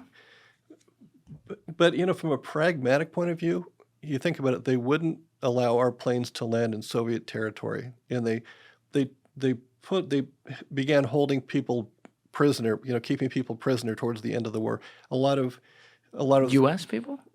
No, not U.S. people. Oh, okay. Yeah, right. but people, the Germans, Hungarians, all the people on that side, they went to war and never came back. So he was doing a lot of things at that time which were just not in line with U.S. policies, but he was willing to bend a lot to ignore things like that. Like the simple fact that, we gave through the Lend-Lease thing, we gave them, trucks and clothes and all sorts of stuff, and there was no reciprocity on his part other than committing his troops to being the first to Berlin. But the only reason he wanted to be the first one to Berlin, which we gave to him, was because it was revenge for what Hitler had done. Yeah. And, the fall of Berlin, as you know, is just horrifying what they did to the people. So what does FDR see in him then? If he's just a fucking friendly guy when he's around him? Like, what is it? I honestly don't understand this because FDR is the world's consummate political animal. He understands real politics like nobody else. And I think what he saw was Britain was on its knees at the end of the war. They were an impoverished nation. They had lost, tons of men, but they were just poor, and they suffered from the war for a long time. Whereas the Soviet Union was this dynamic force that was the equal of the United States, and I think he was trying to put us in a position to be in an alliance with them. But Stalin, as you know, had no intention of an alliance. Nor did FDR's entire government and bureaucracy, apparently. Yeah. Well, and then when he dies, I think Truman was a great president because he came in and he turned everything around right away. Like he stood up to to Stalin from day one. He had no fear of him. So maybe they whacked FDR. No, I'm kidding. His arteries were so clogged they couldn't even get a needle in to embalm his body. Yeah, he was a sickly guy. He was super sick. Very sickly. It's kind of crazy that he hung in there for so long in power, too. I guess he was in power for 14, 15 years, something like that. 32 through 45. Yeah, so, 13. Yeah. But, he made bad martinis. He didn't drink too much, but he smoked like a fish. And plus, with his illness, him not being able to really move around too much, it was only a matter of time. Yeah. Yeah. It's kind of crazy, though, because it is, if you look at just from a military standpoint, when I've looked at this history, I'm grateful he was the guy in charge because what it seems like to me is he really did let his generals be generals. He did. And lead the war and be on the ground and know what's going on and give them the power to litigate the war. And curiously, that was not Churchill. Churchill was a notorious meddler, and he was always coming up with schemes and let's do this. He was always going to the front lines, and it probably one of the reasons Roosevelt trusted George Marshall completely, and Marshall ran the war. Is his proxy, I think, is the best way to put it. So, but you never heard of Roosevelt coming up with a battle plan. Yeah, I don't think I've ever seen history about that. You never, no. He wasn't the architect of D-Day, I know that. That's crazy. Well, we had you had mentioned this a little bit ago, and we got on some other stuff, but you were saying after Churchill visited Germany, and he was just in Parliament, a little bit persona non grata, he had his own spies on the ground in Germany to try to build this case. It's in Taking London, and it's kind of secondhand stuff, so it's not like I have the names of spies, but he basically was receiving data from within Germany that he would regularly share with Parliament.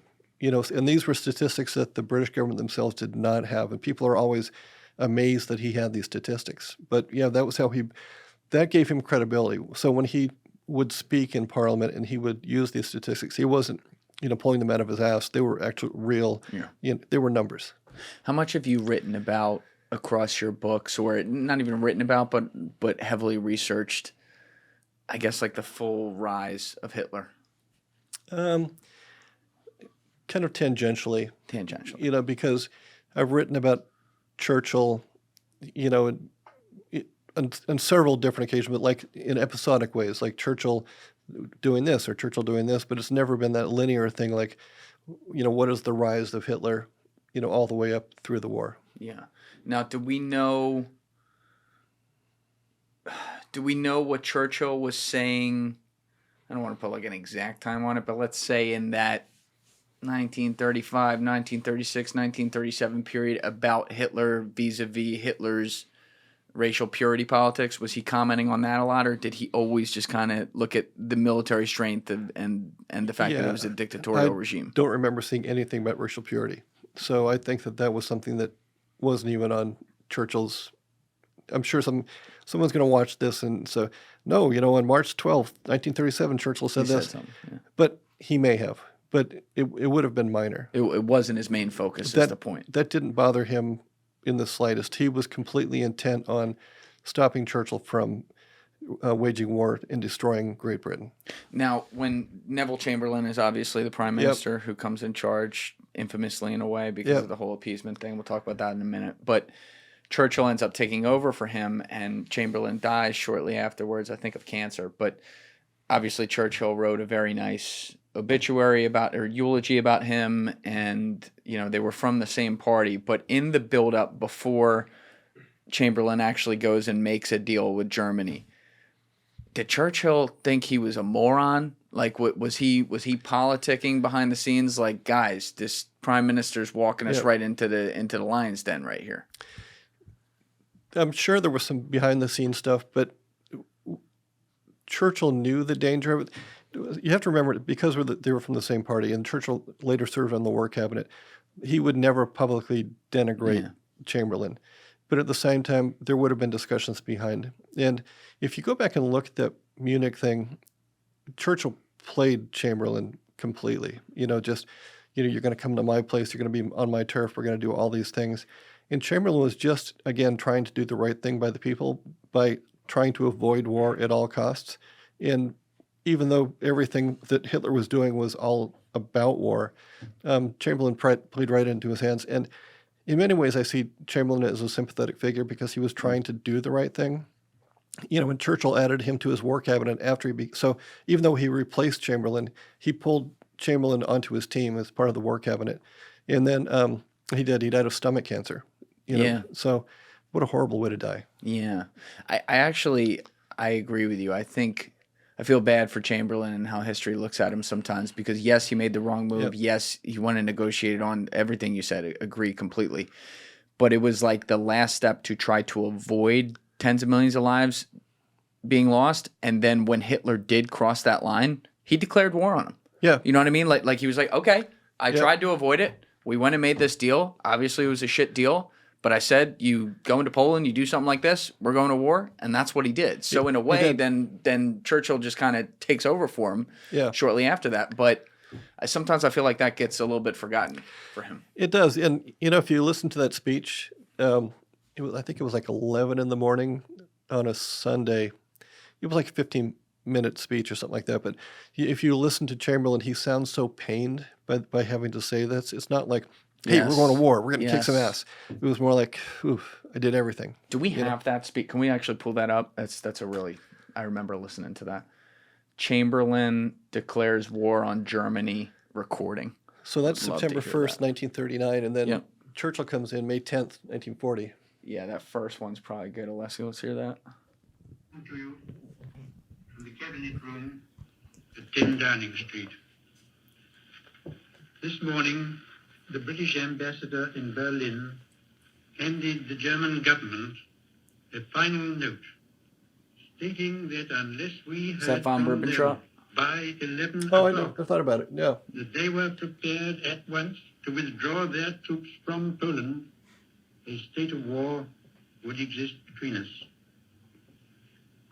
I have to tell you now that no such undertaking has been received, and that consequently this country is at war with Germany. All right, that's perfect. I want to see. Yeah, you can hear it. Yeah, it's just, you think about it, if you're a high-level diplomat like that, and you don't sleep at night, you've got some kind of stomach thing, you don't even know it's cancer yet, and it's already eating away at you, and then you have this. You've just utterly failed, on a very public stage, and then now you know what's about to come for the nation. Yeah. So and it's interesting because, again, there that phony war period between that and in May. And phony war, you called it? Yeah, that's the term for it, the phony war. It's basically they had declared war, but nobody fought. And the British really didn't do anything until Norway in like February. But everything was, we were at war, but the fighting didn't start for a long time. They're just in there stare down. Yeah, it's pretty much what it was. Yeah. Yeah, waiting for someone to move. Yeah. And you think about it, all the technology we have now, satellites and stuff like that. Who knew that you had this whole army, massing on the French border, at the end of spring or the middle of the spring, that's just going to come pouring across and completely annihilate France.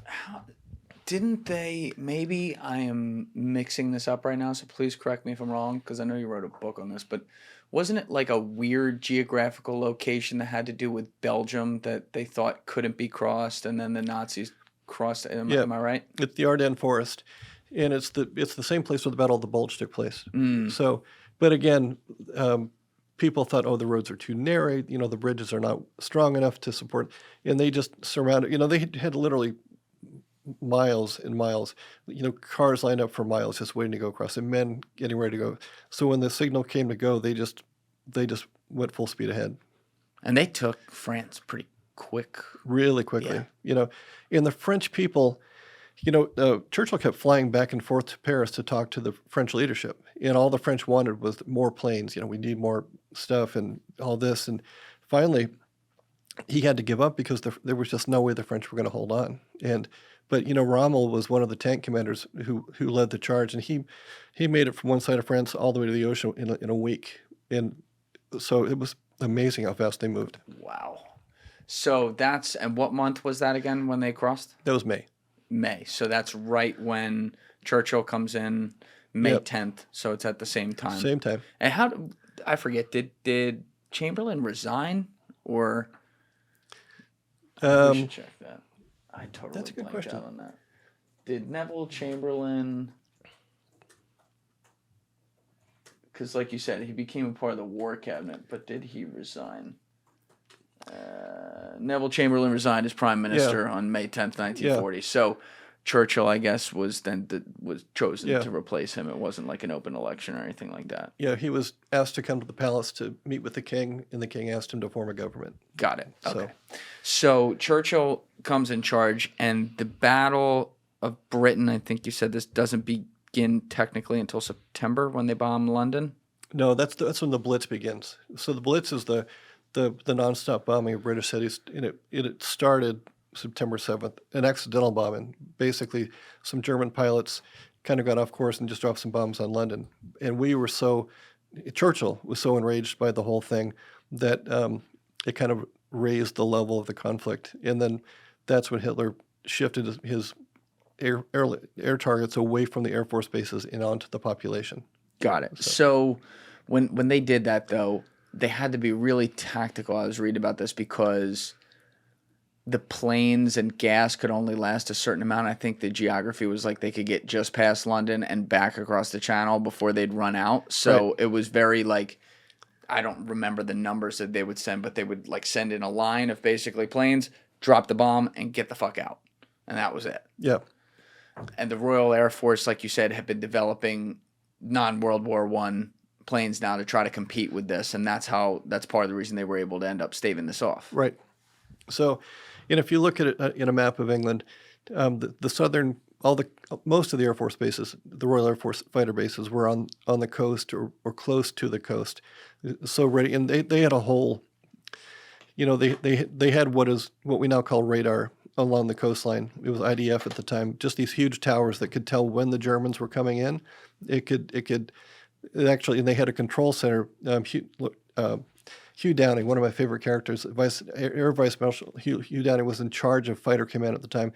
He had this huge underground command post, deep in the countryside, where all that information that came in through the radar of number of planes coming in, what angle, where they headed, all that would be filtered through that, and then from his underground command post, it would go back out to the Air Force bases where they would scramble planes, so they could anticipate it. So instead of sending every plane into the air at the same time, they would send small squadrons just to mess with these guys. In that way, because the British Air Force was so small at the time, they were afraid if they sent every plane up there to fight the Germans, they'd be out of planes. They'd all get shot down sooner or later. So it was called the small wing version of air stuff. And there was another group who liked the big wing idea, which is where you just launch everything. But it proved to be ineffective the few times they did try it. As these attacks started, though, what kinds of things were the general public in Britain doing to, I don't know, as best you can prepare for potential incoming bombings? I know they had technical bomb shelters and stuff in London, but if you're out in some of these other towns in the country where they're dropping bombs and things like that, was there anything they could do to try to be ready for that? No, not really. I mean, because like you said, in the heart of London, there were shelters you could go into the underground, but out in the countryside, people actually would stop what they were doing and watch the dogfights with the planes that were taking place so high in the sky. They were anywhere between 500 and 10,000 feet, but they would watch for entertainment. And very often a British pilot would get shot down. He'd bail out. He'd land. And some farmer would pick him up and take him back to his base, and he'd get in a plane to fly again the same day. Oh my God. Yeah. That's nuts. Yeah. I can't even, you're just out there one day and you're just watching It's not a show. It's not a show, real. but it's real. And one of the best parts, again, about writing these books is not just going to places, but I got to fly in a Spitfire as part you did? as part of my research. Those things still work? Yeah, it was the coolest thing ever. And it was in the pilot's like, hey, do you want to do a roll? I said, yeah, let's do a roll. Oh, fuck that. And my wife was kind of flying. She was in they had like a video plane taking a video, and so she's flying along here, and the guy Oh, goes, you dragged her up there too? yeah, I did. And she took a video of it. I'll show it to you later. God. And so she's here, she's taking the video, and the guy who's flying my plane, I'm in the back seat. He goes, you want a break? I said, what does that mean? And all of a sudden he just flips it, and we just go over like this. It is the coolest thing. That doesn't sound cool at all. It was amazing. I feel like I would throw up. Oh, yeah, I like my planes modern day. Even that these days, you never know. But still, that's cool though that you did it because you're writing about it like crazy. Well, and again, you don't want to just be in the plane. You want what is the experience of being in the plane? Is it snug? Where I did get to fly it for a little bit, just like 2 seconds. So I was able to use the rudders. He let you fly it? He did. I don't like this guy. Yeah. He goes, okay. He basically gave me the controls for like 2 seconds. Oh my God. I said, okay, I got it back. But I had that moment. But and again too, like the gun button on the stick is called the tit because it's like a little nipple there right on the thing. And so you want to be able to see, okay, what hand would they use for that? How would they activate the gun button? Where would if they had to bail out, what was the procedure? All those things. It was just you only learn it by being in the cockpit. I don't know how they see anything up there, even today, let alone back then when they had access to way fewer resources. It's like, there was a show on Apple. I didn't really watch it. I think I watched like one episode last year about the World War II pilots. I forget what it was called, like something in the air.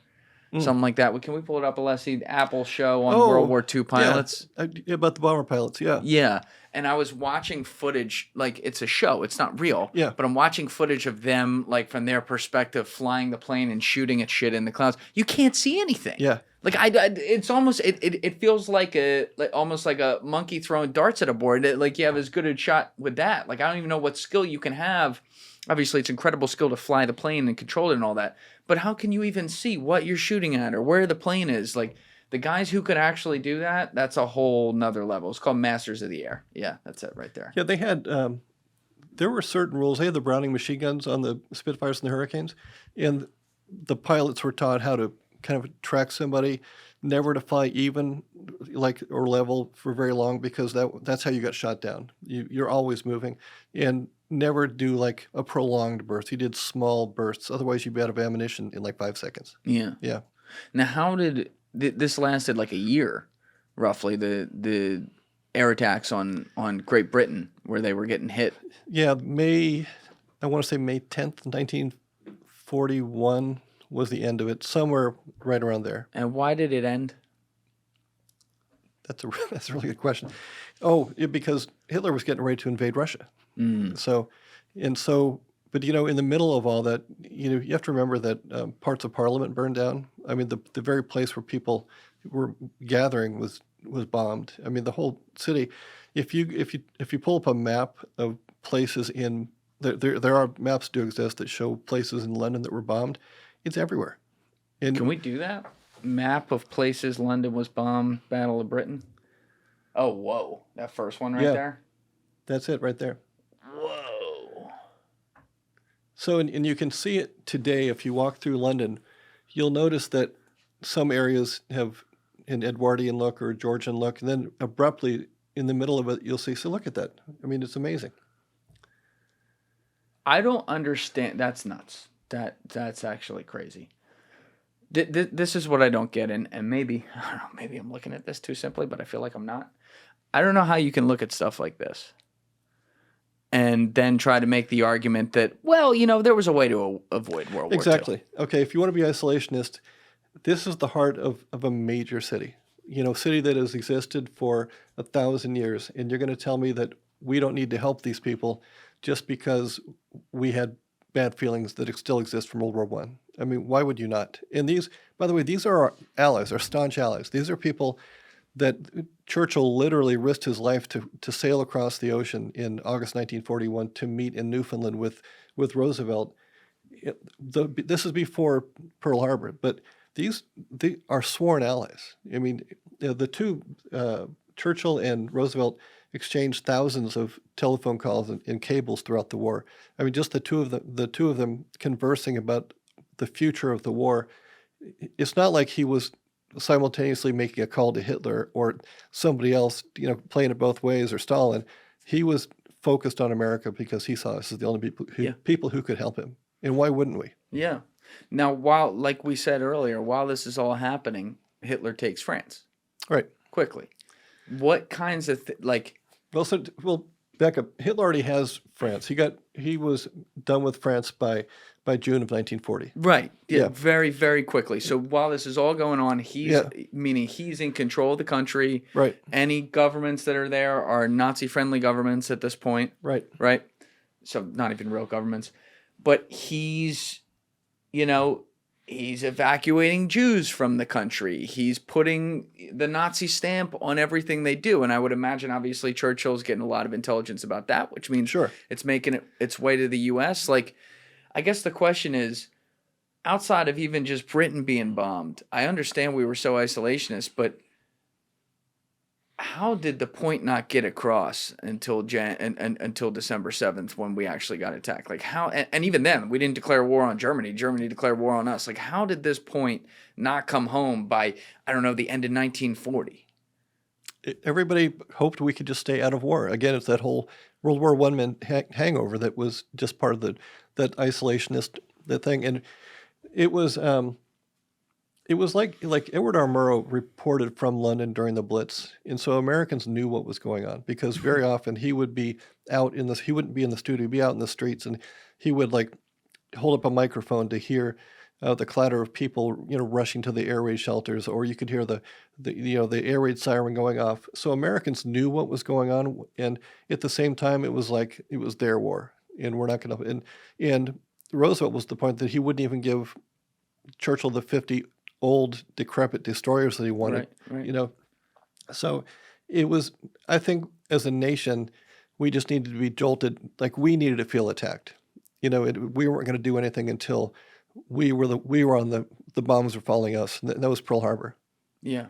Now, when we get into the war, obviously, like the Allies set up, you have USSR, you have the US, and you have the UK. And whenever I look at this, it's like everyone kind of brought their own thing to the war, right? Like the US brought the military might, the Soviets brought the bodies, and the UK brought the espionage in a way. And I know they all brought pieces of that themselves, but it was kind of like the perfect marriage of strengths or whatever. But what made Churchill such a brilliant wartime leader? This is where I fall in love with Hitler a little bit. He fall in love with Hitler? But no, did I say Hitler? Yeah, yeah. Let's be real careful there. Yeah, whoa. Okay. Kanye West is going to walk in next. Adolf. Adolf. No, this is where I fall in love with Churchill. He. Yeah, have you heard that song? No. Oh, you haven't listened to that one? The latest one by Kanye? Don't listen to it. It's a little too catchy. Oh my gosh. Between Kanye and P. Diddy, there's stuff going on in this world. But I think the biggest thing, people make much of it, but for a good reason. Those speeches he gave, we'll fight in the beaches. Yeah. Which, by the way, he stole from Rudyard Kipling. No. That's a line in the Jungle Book. So, son of a bitch. Yeah, he cribbed that. It's beautiful. But he used to write his speeches out like psalms or sonnets, like just a few lines, just for emphasis. So when he read them, he knew just how to hit each note. And everybody around him, Lord Halifax was not a Nazi sympathizer, but Lord Halifax was the first choice to be prime minister when Chamberlain stepped down. But he was in the House of Lords instead of the House of Commons, and he would not have been as effective, and that's why they gave it to Churchill instead. Halifax was completely in favor of a negotiated peace with Hitler, and even after Blitzkrieg and all that. Up until about, I want to say there was a meeting a very definitive meeting where basically Churchill put Halifax in his place. And the thing that Churchill gained steam, like the first month he was in office, at the first month of the war, people really weren't sure about Churchill. Like, was he gonna hang on? Was he gonna be the guy? But with those speeches where he empowered the nation and he basically said, "We will not quit. No matter what, we will not quit. We will not back down." Da da da da da. And it had a huge impact on the nation. It really did. And at no point would he discuss surrender. It's fascinating that at this time when you have these two very opposite figures in like a Hitler and a Churchill, the thing that really separated them, and it just goes back to humans and what we're attracted to and whatever, is the fact that regardless of what their messages were, obviously Churchill's I think was positive and Hitler's was negative, but they were incredible communicators. Oh yeah. And they knew how to take complete control of an audience and put it in the palm of their hand. And so it just goes to show you can be the smartest strategist, the most brilliant, well-read guy, the best in position to be a leader in whatever country it is.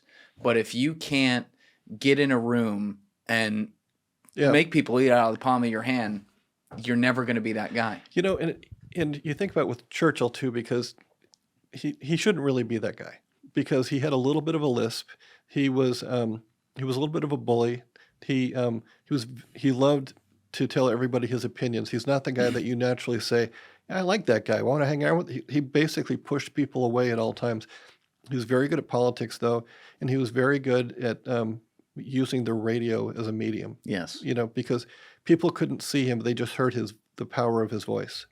Yeah, and in some ways, this is not the best parallel, but like, let's say you're a fucking amazing actor. Yeah. And when those cameras start going, you're great. And then the minute they yell cut and us, the audience, don't see it, you know, you're an asshole to everyone and suck. Like, you can still end up being the great actor because that's what the masses see, right? So if behind the scenes he's a pain in the ass, which it does seem like he was to a lot of people, it matters less when he's the guy who comes out and says, "No, I'm going to stand right here on the roof and smoke a cigar and drink some brandy while they're dropping bombs on us, and I'm going to talk about it on the radio tomorrow." Yeah, that's him. Yeah. And the British people took great pleasure in hearing him. There's a moment in, gosh, I can't remember. There's an area of London where basically he gave a public speech, and I've seen a picture of it where everybody stopped what they're doing. They broadcast it on speakers over this public plaza by the Bank of England. Yeah. And everybody stopped what they were doing just to hear him talk. And if you look at around, nobody's making conversation. No one's everybody is standing straight up, mouth closed, listening to what he had to say instead of, you know, gossiping with the person next to him about, "Oh, I don't like this guy," or, you know, "I'm sick of his speeches." No, everybody's rapt. They're totally focused on what he has to say.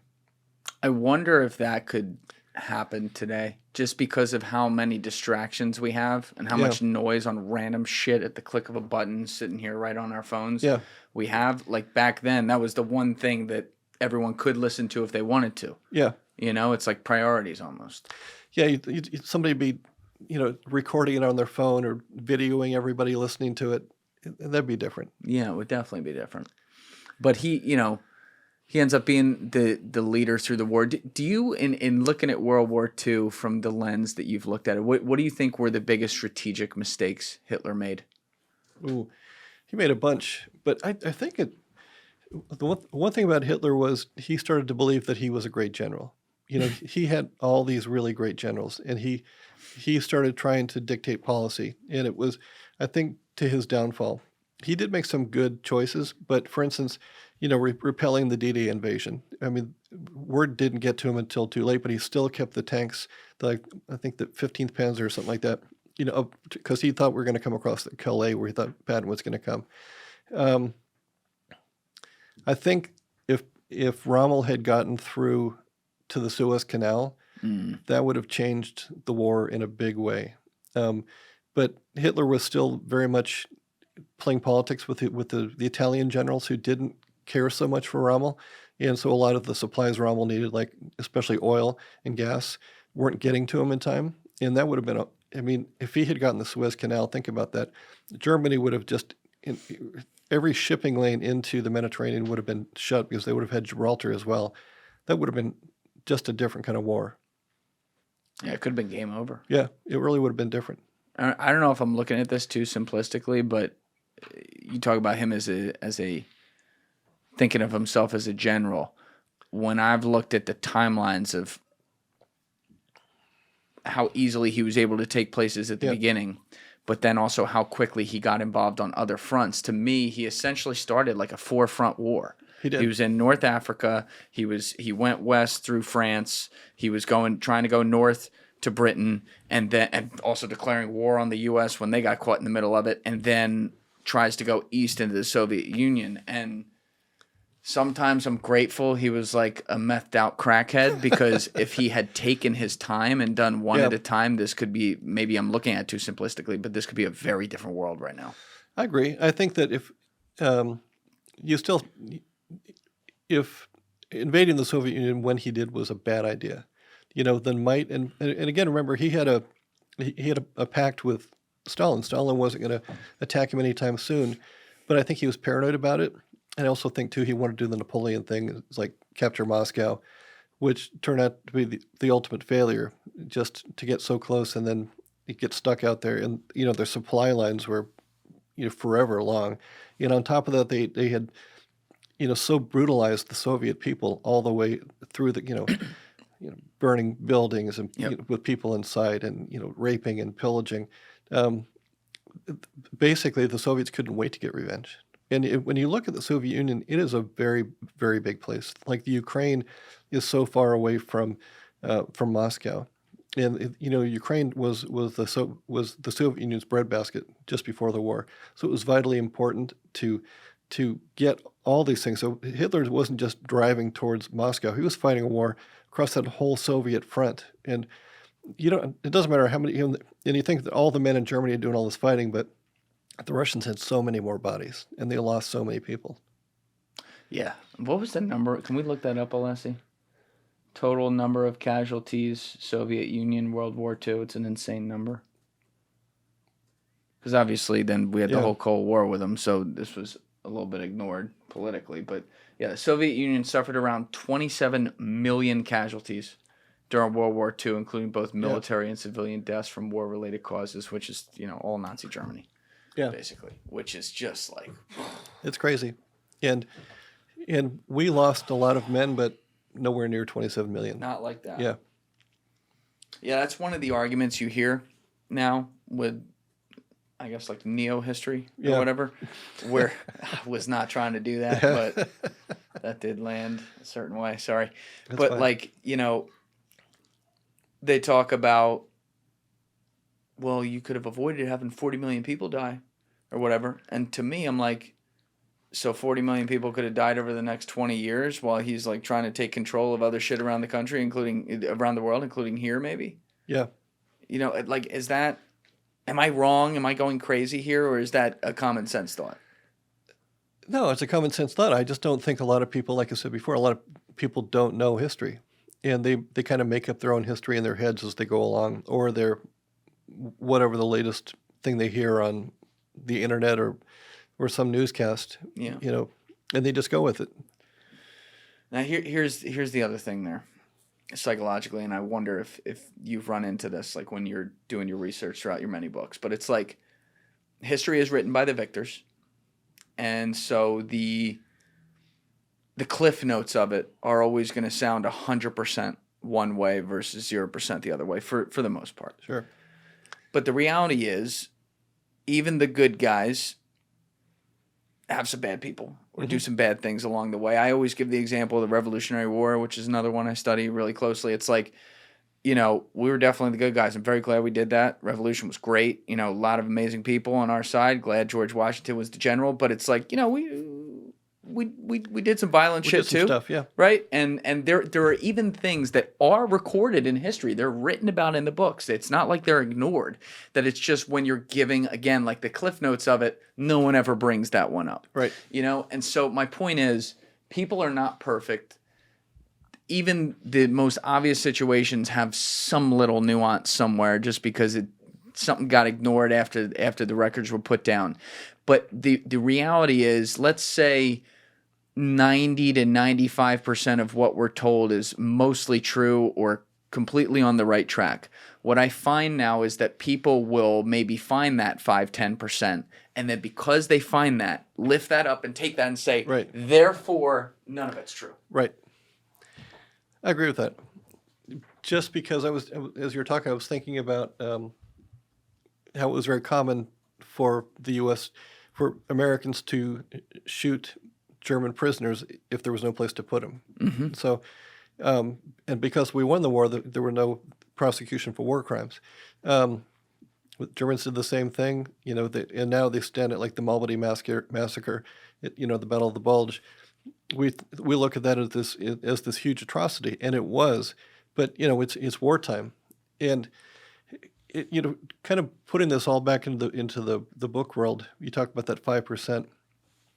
The 95% is what most history books are about. Like Taking Midway, it's Pull that in just a little bit. okay. Yeah, and so Taking Midway is it's the history. But if there was 5% that was different, and somebody found that 5% and said, "Oh, this is a great book," because they want to blow it up, so they write a book just about that 5%, and what that does is that book gets out there, gets in it. So what I'm saying is that you take that 5%, you make a book about it, you make a documentary about it, then people begin shifting the argument. It's like, oh, that's the real story. That's not just the fringe story. That's the real story. Right. That's the way we need to think about it. Right. We should create an environment, though, and we don't always do this, in fairness, where it's okay to ask questions on things, to try to delve deeper. And what I feel like happens is people will ask questions on some narrative about something, and they'll be told, "Fuck you, shut up, you're not allowed to ask that." And then they go, "Well, fuck you, I am going to ask that." And it creates this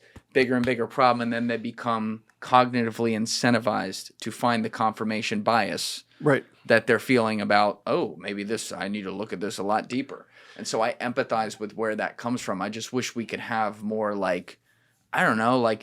not academia, but academic, meaning productive discussions about these things in the open, where different people, whether it be you or other historians, can talk about this and say, well, I found this. Oh, you found that? I found this. That's interesting. I wonder if those, you know what I mean? Like an exchange of ideas.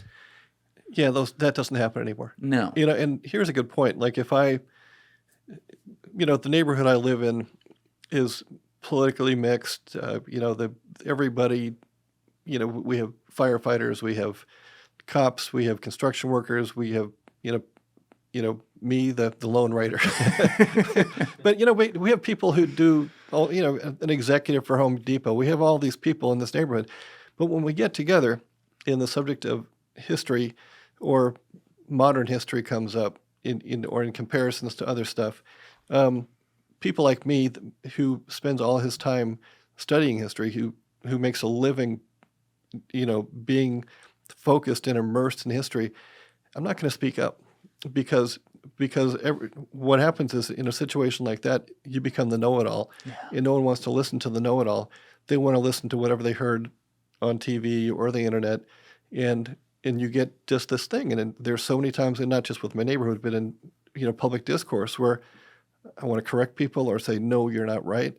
But again, I don't want to be the know-it-all guy, and it's really not my place, unless it's a forum like this where I can actually talk freely about history without sounding like a pompous ass. Right. Yeah. So you're making an amazing point right here, which is that if you're just a good sport about things and then happen to know some things as well, people are going to ask you questions, and then it's going to be able to get out there as truth. Unfortunately, in the defense of the people who do go full contrarian, there are a lot of people sitting in a seat like yours who have access to a lot of information, have studied it throughout their life and written all these books, who are like, no, you can't talk with us. And they do want to be the know-it-all who tells everyone, no, this is how it is, which causes that endless loop. I kind of actually get into that, because I don't have a PhD. I don't. You don't? Get the fuck out. Right, exactly. So if I get into a room of academics, I'm just the guy who writes history books. I'm not like Mr. Smarty Pants, and it's almost like I don't have a voice. And I want to say, but yeah, I do that. Like every book is a graduate degree. Yes. I completely agree with that.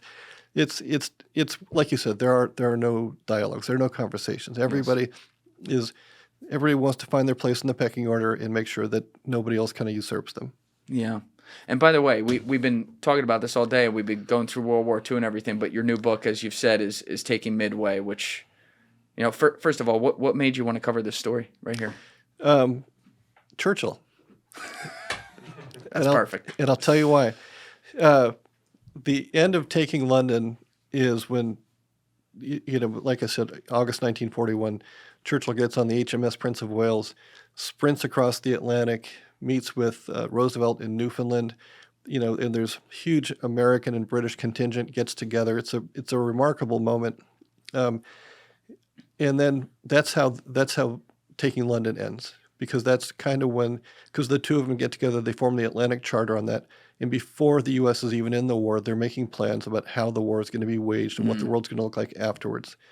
So that's how I opened this book, because the HMS Prince of Wales left that engagement, sailed to Singapore as a show of force, gets there just in time for the attack on Singapore that took place parallel to Pearl Harbor, because there were numerous attacks that day. It wasn't just Pearl Harbor. I don't know much about that. What happened? So when the Japanese launched their wave of attacks, so we think of December 7th, 1941 as Pearl Harbor Day. Right. Okay. Simultaneously, and it was December 8th because of the time zone change, they attacked Hong Kong, Singapore, the Philippines, a couple other places, but there were numerous attacks all taking place within, including the Malay Peninsula. So what happens is Churchill sends the HMS Prince of Wales, which is the world's biggest and baddest battleship, as a show of force to make sure the Japanese know their place and stop this crazy shit. And they sink it. It sends shockwaves around the world. This amazing battleship, it goes down just because of an aerial attack. And so that's how the book opens, and the reason it opens like that, to carry the continuity of Churchill into this book, but also when Singapore ultimately fell a couple months later, the Japanese controlled all of the Pacific. The only thing that was left to get was to kick the Americans out of Hawaii, and the way to do that was to take Midway. So this Midway is the battle after Pearl Harbor. Can we pull Midway up on the map so people can see that? Yep. Just to give context. In Midway, as you probably know, gets its name because it's halfway between Tokyo and San Francisco. Right. I remember, I haven't watched it in years, but it's making me want to go watch it again. The World War II in color, the Pacific, when they go battle by battle, it's insane. Insane. If you want to watch a really good short documentary, John Ford, the director, was on Midway during the fight, and he filmed it, and it's super cool. Whoa. Yeah. And Henry Fonda is one of the narrators. Oh, that's really cool. Ironically, when they made the movie Mr. Roberts, they went back and filmed parts of it on Midway, and Fonda was on the ship. So Wow. Kind of cool. All right, so we got it on the map right there, like you said, halfway through. How far approximately from Hawaii would that be? About 1,200 miles. Yeah, so like 1,200. And how big is Midway? It's tiny. There are 3 islands, and it's an atoll, so it's surrounded by a ring of coral, and so that's what atolls are. It's an island surrounded by coral, and they're beautiful. They're the kind of stuff of postcards. And at one time, Midway was a Pan Am clipper base, visited by, among others, Ernest Hemingway on his way on a Pan Am clipper across the Pacific. Is that why they called that island Bikini Atoll? I guess. Remember where we did the Yeah, nuclear the test? nuclear stuff. We blew it up. It's gone. Yeah, H-bombs. Yeah. Wow. I never knew that. Okay. Yeah. So it's not that big, and this is where the first battle occurs. And so did your book focus, I assume, on the whole build up to that, and then the full battle itself?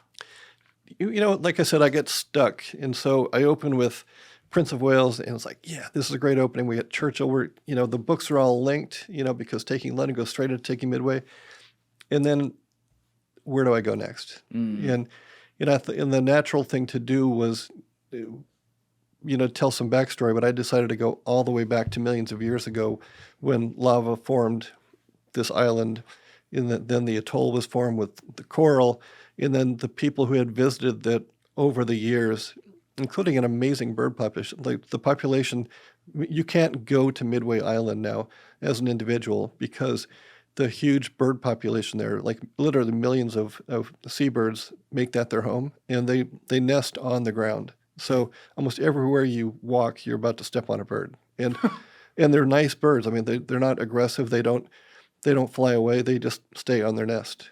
And so it's a big bird sanctuary now. Oh my God. Yep. That's wild. But at one time, the birds have been there for a long time. And when it became very popular at the turn of the 20th century for women to put a feather in their hat, that was the look with, ladies had hats with big elaborate tropical feathers. Japanese poachers came to Midway and would kill birds by the hundreds of thousands just for the feathers. So we actually had to send the U.S. Marines in like 1903. Teddy Roosevelt sent the Marines in to stop the bird poaching. So the Japanese involvement with Midway didn't just start in June 1942. It started 50 years earlier. A long time before. Yeah. It's so crazy how all these little minute parts of history end up tying together. Well, I'm going to go on a complete tangent, but the reason Let's do it. The reason we 1803, I want to say, Alexander von Humboldt is an explorer. He's on the coast of South America, and he sees this ship that has this hold filled with yellowish material, and it turns out it is bat guano, or I'm sorry, bird guano, which is bird poop, which is being used as fertilizer by the local farmers. He takes them home with him to Germany, gets it tested. Turns out like it's super fertilizer. It's like the magic grow of its time. And so European farmers start using it. American farmers start using it too. And all of a sudden, the search for bird guano to fertilize crops becomes a worldwide pandemonium. It's even I can't remember the name of the president. One of the presidents even used it in his State of the Union address to say, we need more bird guano. We need more bird poop. Yeah, it's that. Mostly it's because farmers in the South, their cotton crop would leach the soil of all the nutrients. Farmers in the South needed more fertilizer.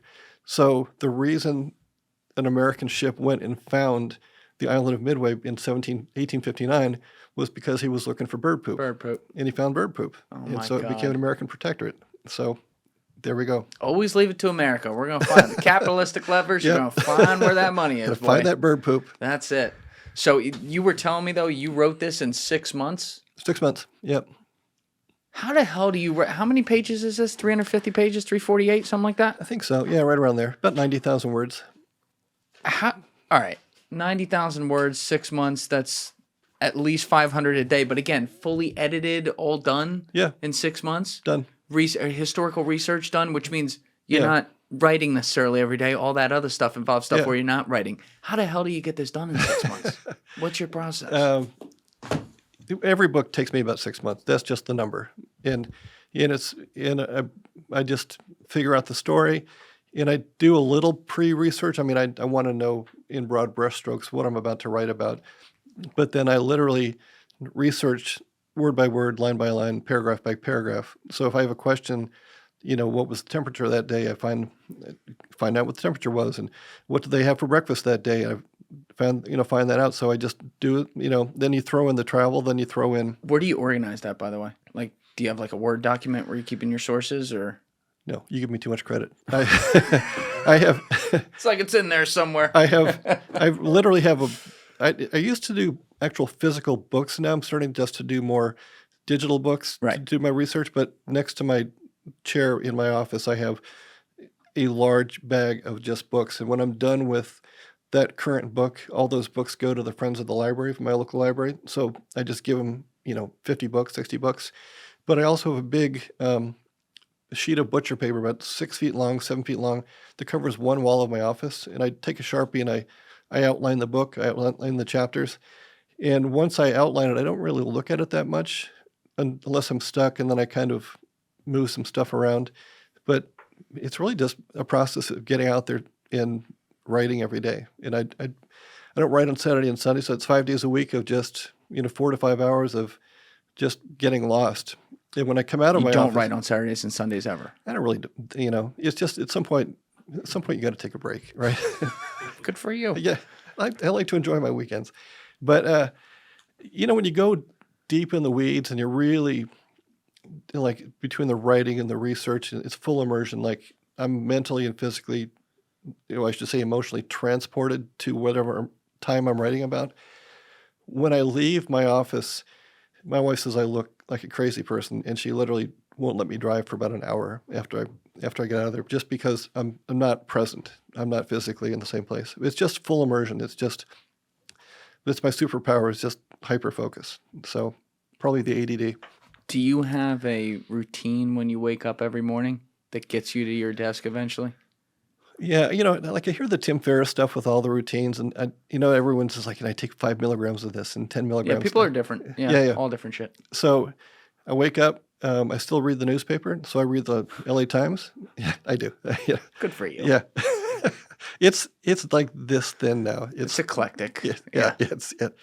And when I drink some coffee. Wait, so O'Reilly knows you read the LA Times and he still works with you? That's cool. Yeah, he doesn't. We don't work together anymore. We're done. He didn't tell you that was a rag or something like that. I feel he like says he'd be on it. Yeah. He says, he doesn't like anything. Can I say that? I don't know. Yeah, that's all right. What does the NDA say? It can mean a lot of things for him. Anyway. Yeah. No, I just have coffee. I feed my dogs, and I go sit down and write. So is there like a mental switch that goes off, like when you sit down in that chair? Where I really nerd out over this stuff, where you're just like, I'm now the professional doing this. I'm here. This is the only thing that I'm put on this earth right now to do. Like a presence that comes over you. Yeah. Well, it's a slow process. Like I'll sit down and I might kind of, check some sports scores or something like that online, or just check some stuff out, do some emails. But then slowly it's like, I wonder, what about this angle? Like with military books, learning the proper name of an armament, or like the caliber and all the real minutia. If I go back, and so what I do is I take what I wrote the day before, and I'll print it out, like literally print it out. So that's the first thing I do every morning when I start to write, and I'll read it out loud, and I'll just, because it usually sucks, then you start fixing and massaging. And as you do that, it takes you back into the story, so that when you fix those 3 or 4 pages, and then you kind of just transition, and then that's when you just kind of dive off the cliff, and there's no going back, because once you really plunge into what you're researching, it just takes hold. And my wife, every now and then, will come knock on the door of my office, but she knows that if she does it, she's going to break the spell. Yeah. So she just leaves me alone most of the time. How many hours do you usually stay in there? About 8 to 12:30 or 1. Yeah, about 1. I live near a really nice, wild, stretch of canyon. So about then I'll either go, hike in the canyon for a little bit just to clear my head. And I also coach the cross-country and track teams at my local high school. And so I go down and I coach for a couple hours, which is good because it gets me out of the geek, nerd, writer isolationism, and I have to deal with, high school kids. You guys have no idea what happened in Midway. Shut the fuck up. Give me 100. Every now and then I will, like, hey, do you guys know what happened? Let me tell you about the HMS Prince of Wales. And they're like, Dugard, just shut up. And then what I'll do is I'll take that day's writing, that I'll print that out again, and I'll take it with me. If I stop on my way home from practice and have a beer, I'll just sit at the bar and I'll edit right there. And everybody thinks I'm a school teacher editing, like grading papers. Oh, you're grading papers? That's so cool. It's like, I'm working on a fucking book, man. Just leave me alone. It's way more important. It's way more important. No, teachers of the world, forget what I just said. No, but then because it's good, because then I put closure on it. It's like, all right, it's okay, but we'll fix it in the morning. Then I'll start again the next morning, print it out again, and off we go. So you keep looping each section, basically. Yeah. Every day is a loop of that section where it just builds another layer to it, and then you just re-improve that layer the next day. But a lot of people struggle with the concept of trying to get, not even necessarily perfect, but trying to get it mostly right and getting the cadence right when it's coming out. Yeah. And they struggle with that because then they're like, they'll write 250 words and then they're like, this sucks, and they rip it up and they got to start over. Yeah. But it sounds like you're more, correct me if I'm wrong here, you're more of the mindset of, let me get all the ideas, like that outline floating in my head of what this is, onto the paper. I don't care if it's fucking terrible. I'm going to look at it tomorrow, and the clarity of having got that out, I'm going to be able to go back in and be able to say, oh, no, now that I've had a day to process this would sound better if I wrote it that way or this way. Yeah. That's it? Hunter S. Thompson used to say, pages means progress. And I agree with that, because if you can spin all you want, and it's the worst feeling in the world, because let's say on Monday you're on page 5, and by the time you're on Friday you're on page 6. You wasted the whole week. Just get it out. Like, I can't remember who the author was. A 19th century guy said, vomit on the page in the morning, clean it up in the afternoon, and that's exactly it. But like just today though, I was editing the first 150 pages of the book I'm working on now. What's that about? It's about the running boom of the 1970s. Oh, that's right. You told me that. It's kind of a big departure, and it's a big historical challenge, but super fun. It's just a complete departure. But I felt like it was a very tight document, and I only printed them out because I was going to be on a plane for 6 hours, and I thought I'd have time to edit it. And I've gone through those pages, and as good as I thought it was, I found so much that could be better. So many words that could be taken out. So many thoughts that could be expanded and clarified, and it actually gives you a breath of fresh air about what you're going to go into next.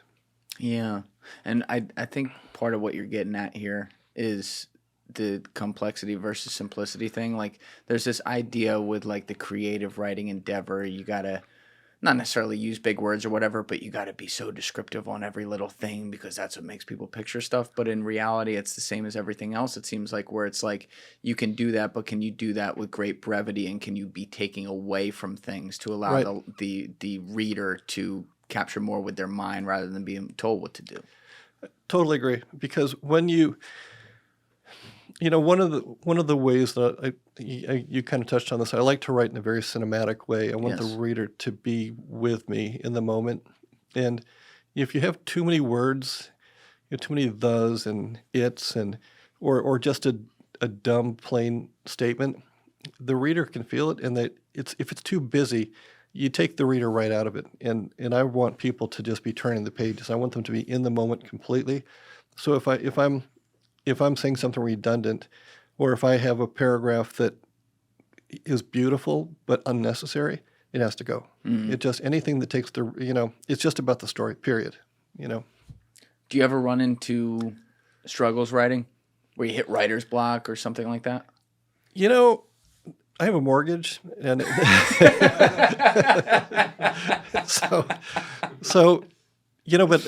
David Mamet one time said, he goes, I go to my office every day. Some days I don't get anything done, and I just take a nap. But I'm in my office every day, and that's kind of the same thing. Like, if I go in my office and things really aren't working, I don't start going online and kind of poking around, and I stay there, and maybe I'll look at, go sideways. It's like, okay, what do we know about the Spitfire that we didn't know before, and just kind of find a way to weave it into the story. And it kind of pulls you out of any blockage. So you're finding places of inspiration to bring on new ideas, Yeah. just wherever they may be. Yeah, and it's always fun. And I read voluminously away from history. So when I read for pleasure, I tend to read things that have nothing to do with history, usually like a Robert Ludlum book or a spy thriller, just because I want to feel the pace and stuff like that. And every now and then, when I'm doing my own writing and I start getting really artsy fartsy, and I kind of feel like, man, my words are so pretty, it's like, just stop it. Just really focus on building this story, make what layer can we add, what layer can we subtract, just what is going to make this feel so three-dimensional that people feel like the characters are standing right in front of them. Well, you had mentioned some of these styles very early on in our conversation, like keeping things in first person, pace, stuff like that helps with storytelling. But maybe outside of some of the minute details like that, like what, as someone who clearly reads a lot and reads a lot of great authors as you have throughout your life, like what makes the best storytellers? Oh, that's a good point. I would have said, I like brevity, but sometimes you read great, like Tom Wolfe, you read his stuff and it's beautiful, but it's not brief. Like he can kind of ramble on a little bit, but then you read it and go, man, this is pretty awesome, and I don't know. I think it's not really the way they tell the story. It's the way they pull you into the story. You don't feel like you're reading writing. You feel like you're in. It's like I love that book, A Gentleman in Moscow. By Immortals. I've heard of that. Who read that? Who wrote that? Immortals. It is a wonderful story, and it takes place in a Russian hotel in Moscow. It's things I don't know anything about, but I've read the book 3 times because every time I read it, and I don't just read a couple of pages and then I literally get sucked into it for like hours at a time. It's just because he creates this world that all of a sudden I'm a part of it. Mm-hmm. I'm not a guy reading a book. I'm transported, and that's what the great storytellers do. I would agree. Yeah. I think that's perfectly said. No, it's like you also keep mentioning Ernest Hemingway throughout the conversation, so it feels like that's your, and you mentioned Hunter S. Thompson a lot too, but like it seems like that's your main inspiration. What do you think made him so great? You know what? I used to so when I was in my early 20s pondering a life as a writer, and that was the benchmark, was like Ernest Hemingway was the best American writer of all time, and I think to an extent Hemingway's great, but I don't love Hemingway like I used to. Just because, as you grow, you kind of you take to different authors, and same with Thompson. I dare you to try to write like Hunter S. Thompson. It's almost impossible. You need a lot of cocaine. You need a lot of cocaine, but his stuff is so smart. It's so intelligent, and everything's gonzo journalism, like he's off the rails somewhere. But it's really, really smart stuff. But I think my point is that I tried to write like Ernest Hemingway. I tried that when I was 21, and I sucked at it. I tried to write like Bruce Springsteen. I love Bruce. I tried to write like Thompson. Then all of a sudden I realized at some point you get your own voice. That's right. And and you realize, and I keep trying to improve my voice and make it better, make it, but at the end of the day, when I read it, it's still my voice. But at least it's my voice, and I'm not writing as if I'm trying to be somebody else. I'm very comfortable with the words I put on the page, the words I choose to make my voice come through. That's kind of almost a curse sometimes of being someone who's so eclectically aware, meaning like, it's not really the right way to use that term, but you have so many different influences of greats, people who do the job in a different way at like a really high level, and you feel what they do. So then naturally when you write, like you're almost taking inspiration from all those things subconsciously. But as you said, you got to find a way to like amalgamate that and create something new where it's like someone later will be sitting in that chair and saying, yeah, no, I was really inspired by Martin Dugard, but I had to find my own voice too, Yeah, that would be nice. That would be really cool. This is one of the things I'm just glad that I found writing, because, like I said, I had that corporate job, and I know tons of people that get a corporate job and they get the paycheck, and you got the cubicle, and you get your little computer, and you have security. And without my wife kind of pushing me a little bit, I might still be in a cubicle someplace, But instead, I get to travel the world. I get to write these stories I love to write, and there are days when I sit down and go, okay, man, we got a deadline coming up. We got to write 5,000 words today, which is stupid. I mean, 2,000 is a big day. 1,000 is a nice day. But and I start trying to write fast, and then after 15 minutes, like this little voice in my head says, just stop, just one word at a time, take it easy, tell the story. It might take a while, but just tell the story. And I'm just glad that I've learned enough about how I work that process that it really it's almost calms me. It almost soothes me at times when the writing is hard. Well, it's also really inspiring hearing how you did it too, because you didn't leave till you were 35. You had a wife, you had 2 kids, as you said. Like, there's a lot of people who, and I hear this sometimes from people in comments, fans that'll reach out, because like I burned the boats to do what I do, but I also was able to pick that out when I was like 26 and be like, this is the last time in my life where I'm not going to have a wife and kids, and I can actually like be devoted to my thing. But people will come back and say, well, you're lucky because you figured that out then, and now, I'm 38 and I have this talent, but I got a wife, I got kids, I got bills, and I hear them. I empathize with that. But it's still not that I can personally relate to that, but guys like you show it's still possible to go after what you want. Like, why do you think, was it just like a I can't fail mentality that got you through, you think? Yeah, like I said, I thought I was better than I was. but no, and I love that burn the boats comparison, because it was kind of like that. When my wife challenged me, full speed ahead. Don't be looking at want ads. Don't be looking at other jobs. I had no choice. And at the end of the day, too, you still have to feed a family. You still have to pay the mortgage. All those things. And so I just until I really got into books and began, getting advances and things that you could live on for a little bit. I mean, I hustled. I took any magazine assignment, whether paid a nickel a word or $2 a word. I was your guy. And I'd be juggling 10 or 12 assignments at the same time, which also means calling editors and saying, when am I going to get paid? All those things. And it's not an easy life, but at the same time, neither is going to work at a shitty job that you hate.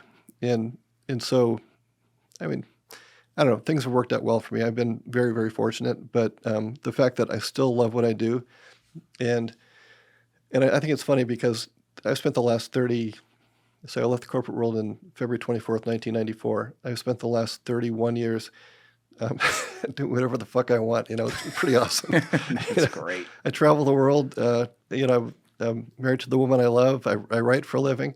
And all these people I know are starting to retire. And they're saying stuff like, man, you got to go to Europe sometime. I go, what the fuck? I've been talking about Europe for 30 years. You guys have been working all the time. Yeah. Do you ever think about that, though? Or is this like, it seems to me with creative endeavors, especially when you're great at them and you enjoy them, it's like a lot of people I talk to are like, retirement. Like, nah, I'll just do this as long as I want to. Like, do you ever think about, there's a point where I want to cut off, or are you just open to keep writing as long as your little heart desires? I want to keep going. I want to challenge myself. I want to do a fiction piece. Fiction? I want to just to see if I can do it. Do you know what you want to write about yet? No, I just know that I want to make up a story and tell it. And I don't know, but I don't have any plans to retire. What people do when they retire is they write a book. So you're already ahead of the game then. I'm just doing my thing. No, it makes me really happy to do this. So, and as long as it doesn't feel like work, and it doesn't. There's not a day that I sit down and go, oh, geez, this is horrible. It's always like, hey, I'm going to my office. I'll see you in 5 hours. Yeah, you seem calmly happy about your life. Like it just comes across like you just kind of bounce around, having a good time. Like, appreciate that. There's a certain vibe that comes with creatives like you, where it's like, he figured it out. Yeah, I appreciate that. What was some of these books though? They'll, like you said, they'll kind of translate into each other. Like Midway is born out of Taking London, and it makes sense like chronologically in a way. So you bump into the story. But as you've pointed out today, you've written such a wide range of different stories. How do you identify, not to put like an exact example on it, but how does it like come to you to say, oh, I'm going to write a book on the rise of running? Like, how do you identify a story at the source and say to yourself, this qualifies for a book? Oh, it's not an easy process. And first of all, I like to be curious. I like to investigate things and go down rabbit holes and see. But the process of going to my agent or my editor and saying, this is the next book, it can take a long time. I mean, it's sometimes it's months because it's just got to have the right feel to it. Right. And it's got to be something that I want to write, but it's got to be something you want to read. And then can I tell this, is it big enough? Because if you have a small story, no one gives a shit. It has to be a big story, something that really, has an emotion to it. And when you find it, and like, for instance, the Running Boom book, like I said, it's a departure, but, I grew up as a runner. And again, I'm a, high school coach, so I'm still actively involved in the running community. I'm getting to talk to some of my childhood heroes, Frank Shorter and Bill Rogers and, all these people who were at the heart of it. And it's a fun thing, but at the same time, now it's incumbent upon me to make it something that you want to read. Right. So when I tell people I'm working on a book about the 1970s running boom, a lot of people look at me like, that's really cute. But when it comes out, people go, I want them to say, have you read that book? That is amazing. I didn't know that I would be interested in that. And that's the challenge, is to find that book that people don't know they care about until you make them care about it. You also got to get the window dressing right too. Like how you end up titling that, what the cover looks like, and how it's marketed in the 30-second elevator pitch. Like that can take a story that on the surface sounds like almost like a case study and turn it into its whole universe. That's part of my process too. Is I don't worry about any of that until the book is written, and right now my publisher has come up with covers and titles and subtitles. And I'm responding. I mean, I'm not completely shut off, but at the same time, I will give my full focus to it when I write the whole book. Right. And then I can say, this is what it's really about. This is what the cover should look like. This is what the font should look like. Everything. And the elevator pitch too. How many months into that are you again writing this one? About 3. So you got 3 left. I got 3 left. Somehow you make it 6 months every time. What's it like though when you're not just writing alone? Like you did all these books with Bill O'Reilly. I think you said it was like 13, 14?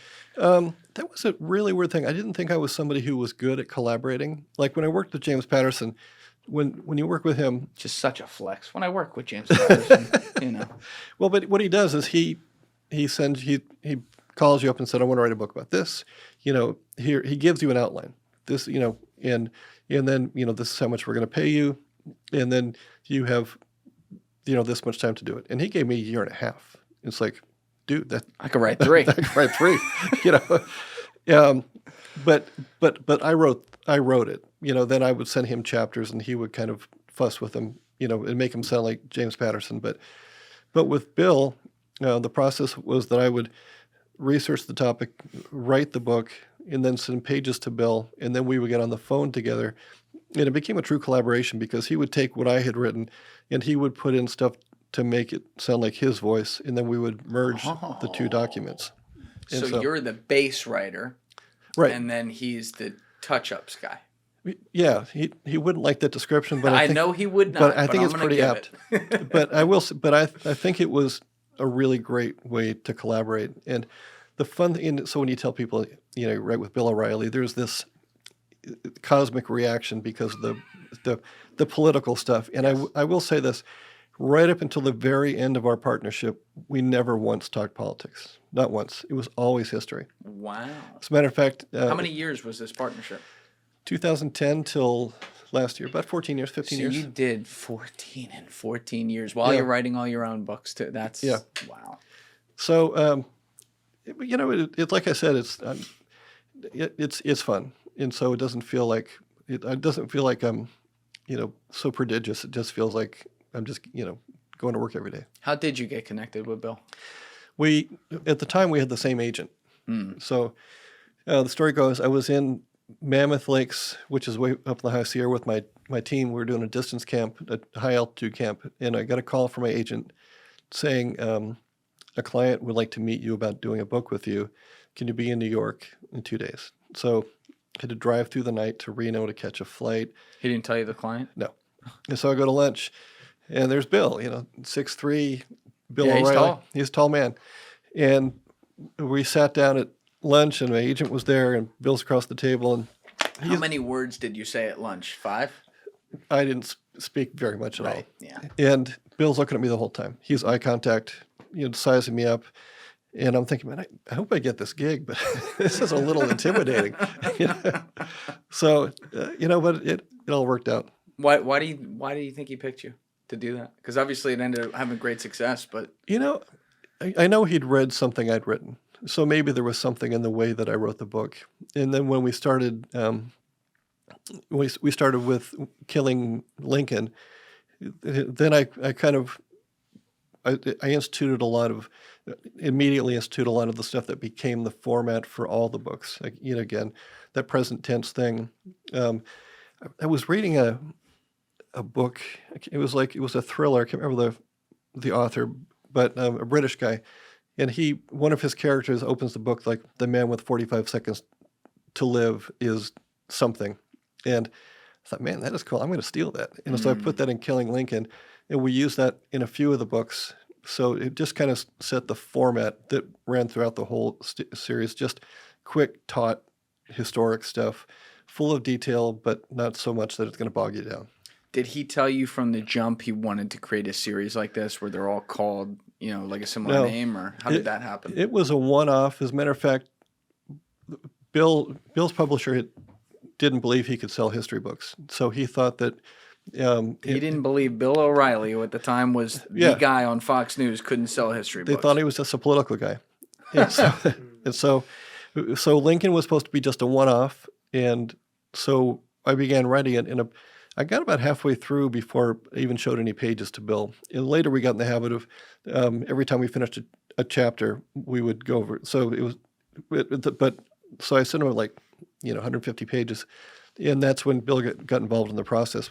But then it got Killing Lincoln went right to number one, stayed there for a year, and so then Kennedy came up and Jesus, and then we became just a machine. Yeah, you wrote about the wildest cases, like in modern history and in regular history. Yeah. Like these books obviously covered a wide gamut. Before I get into some of the specifics of them, though, you mentioned the cadence of how you work, but as a guy, what's Bill like to work with? I mean, it seems like you guys had some sort of very seamless relationship to write so many books in such a short period of time. He's very, like I said, I live in California. He lives in Long Island, so everything was done on the phone.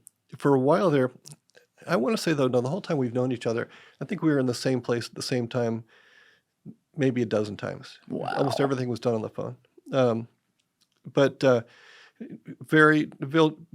People don't understand that Bill's actually really creative and really has a great mind for story. And so he really added a lot to that. He's very particular, but we got into a routine of, I like to be, I'm not punctual, so I try to be punctual. Let's put it that way. So if he said, let's talk tomorrow at 7, I got in the habit of calling right at 7. So it kind of said just a good, it felt very disciplined. So whenever we talked on the phone, it just felt like we started at a certain time, we knew what we were going to go over, and then we knew what was next. And so it became very, very easy to put pages out. When you wrote that first one, Killing Lincoln, and dived into that historical research, first of all, had you had any background on that before, or was that the first time really looking at it? No, I knew nothing. But most of my books are like that. Yeah. I like to come in as a blank slate. Was there anything that shocked you? No, you know what? It's how much I cared by the time I had to kill Lincoln. Because when you're the guy writing it, it could be John Wilkes Booth pulling the trigger, but if you're shooting the guy, and I was very sad. It's like It's like reliving it. I am. Oh, when I killed Jesus and killing Jesus, Ooh, man, that's tough. Well, because the whips and the cross wasn't polished wood; it was splinters and all that stuff, and it was just like crucifixion was a terrible way to die. And just again, you start living these things with these people, so it was. Like you said, it does the emotion. There's a lot of emotion to it. How do you write a book though called Killing Jesus? You were saying this right before we got on air, and I couldn't agree more. It's like you're going to piss everyone off. What's funny is, so first of all, Bill called me and he goes, "You ready? We're gonna kill Jesus." That's what he said, just like that, just like that. I almost literally fell out of my chair. I go, "They're going to kill us. They're going to destroy us." So I called a friend of mine who is a theologian at Yale, and and I said, Don, I said, I need you to tell me the 20 best books about the historical Jesus. And he goes, I'll give you 10. So he sent me a list of 10 books, and I read them, and I used some of that research in the story. And there was actually a guy who was critiquing the book once it first came out, and this is the reason I did it. He said, well, I was going to criticize this book, but then I realized I was one of the sources, so I have to recuse myself. So I was trying to take that. Oh, that's 3D chess. Yeah. It worked out pretty well. Oh my God. So, and you'd think we would have been pillaged, but there are people who tell me they actually read that every year at Easter just to put them in the moment. Now, I haven't read that one. Yeah. I think I read Killing Lincoln back in the day, but how did you so obviously these books end with you killing the character Yep. at hand, but what was the perspective from which you were writing that? Like, were you writing that from all different characters' perspective, or? You know what? I grew up as a Catholic, and one of the things that I didn't realize frustrated me, because I was probably like a young historian even at the time, but if you read the Gospels as part of the Mass, there's no context. Like, you have all this, like, oh, the Romans did this and the Pharisees did this. No one comes out and says, okay, the Romans, So what happens in killing Jesus is it gives it context. You realize that the Romans were not nice people, that the people they put, like Herod, to be in charge of a city like Jerusalem, also not a nice person. So when you start putting in these human emotions, like actual physical things, these aren't things made up, but these are actual events that took place, that also you realize that would have been a terrible place and time to live. You'd really have to be very careful and not stick your neck out. And Jesus was that guy who, stuck his neck out. In writing something like that, though, does that have a, like you said, you grew up Catholic and whatever, but does that have like an impact on your faith when you finish that? In a weird way that I can't even. So like I said, when you write about a character, they become your best friend. Yeah. You know everything about them. You know everything about them. And so literally, with someone that starts to talk about them, you feel a very proprietary feeling like, hey, you can't talk about that person because that's my guy.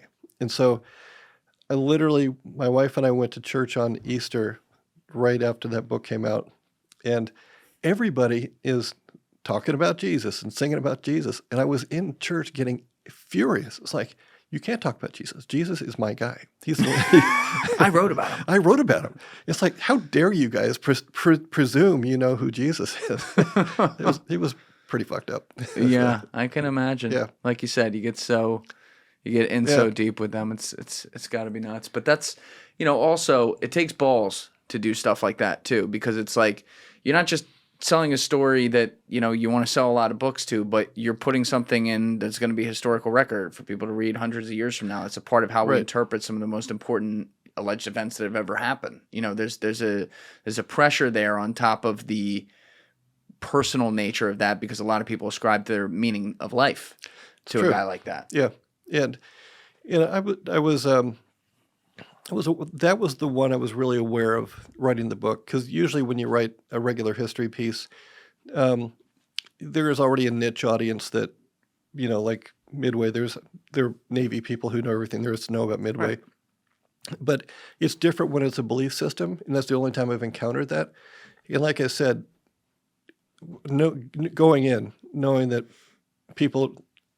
everybody's going to hate us. It's one of those things. No one is going to, go, oh, I got to read that book because it's going to tell me everything I need to know.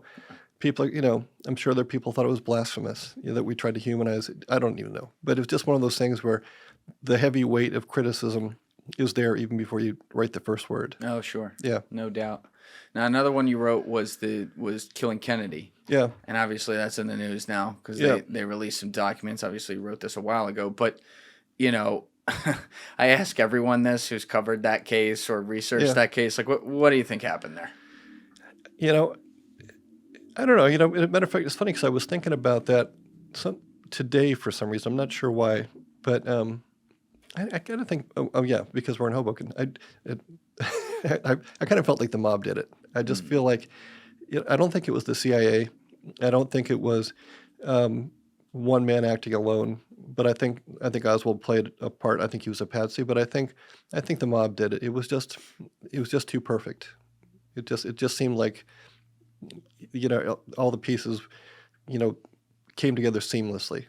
Do you think that there could be rogue people, though, within the bureaucracy, not just CIA, but, Pentagon, places like that, who obviously weren't disappointed to see it happen, and when it did, were perfectly fine buttoning that one up to make sure no one looked further? 100%. I feel like that. To tell you the truth, I'm surprised it doesn't happen more, because there are so many people with so much power and in the means to make something like that happen. It's like the guy who tried to shoot Trump. I still want to know more about that one, because I think we all do. it's like, and that just went away. Yeah. It's like, oh yeah, he missed and he's dead. It's like, whoa, hang on. But somewhere Alex Jones is like, BlackRock! Everyone's said, but no one's listening. It's into an abyss. It is nuts how fast that went away. That went away. So I don't know. So my bullshit meter's up on that one. I just,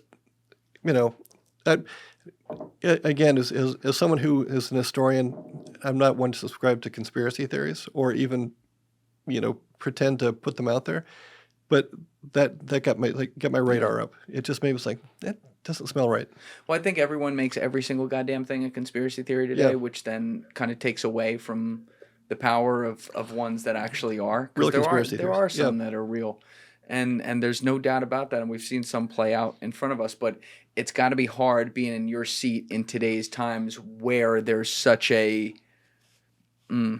what's the word? Like such a stigma around it because of the people who will throw around fucking everything as a conspiracy theorist, and then it's almost like your job to be like, well, no, and then you can fall in the trap of saying, well, no, to everything, and then there's some that actually really did happen, and you're like, oh shit.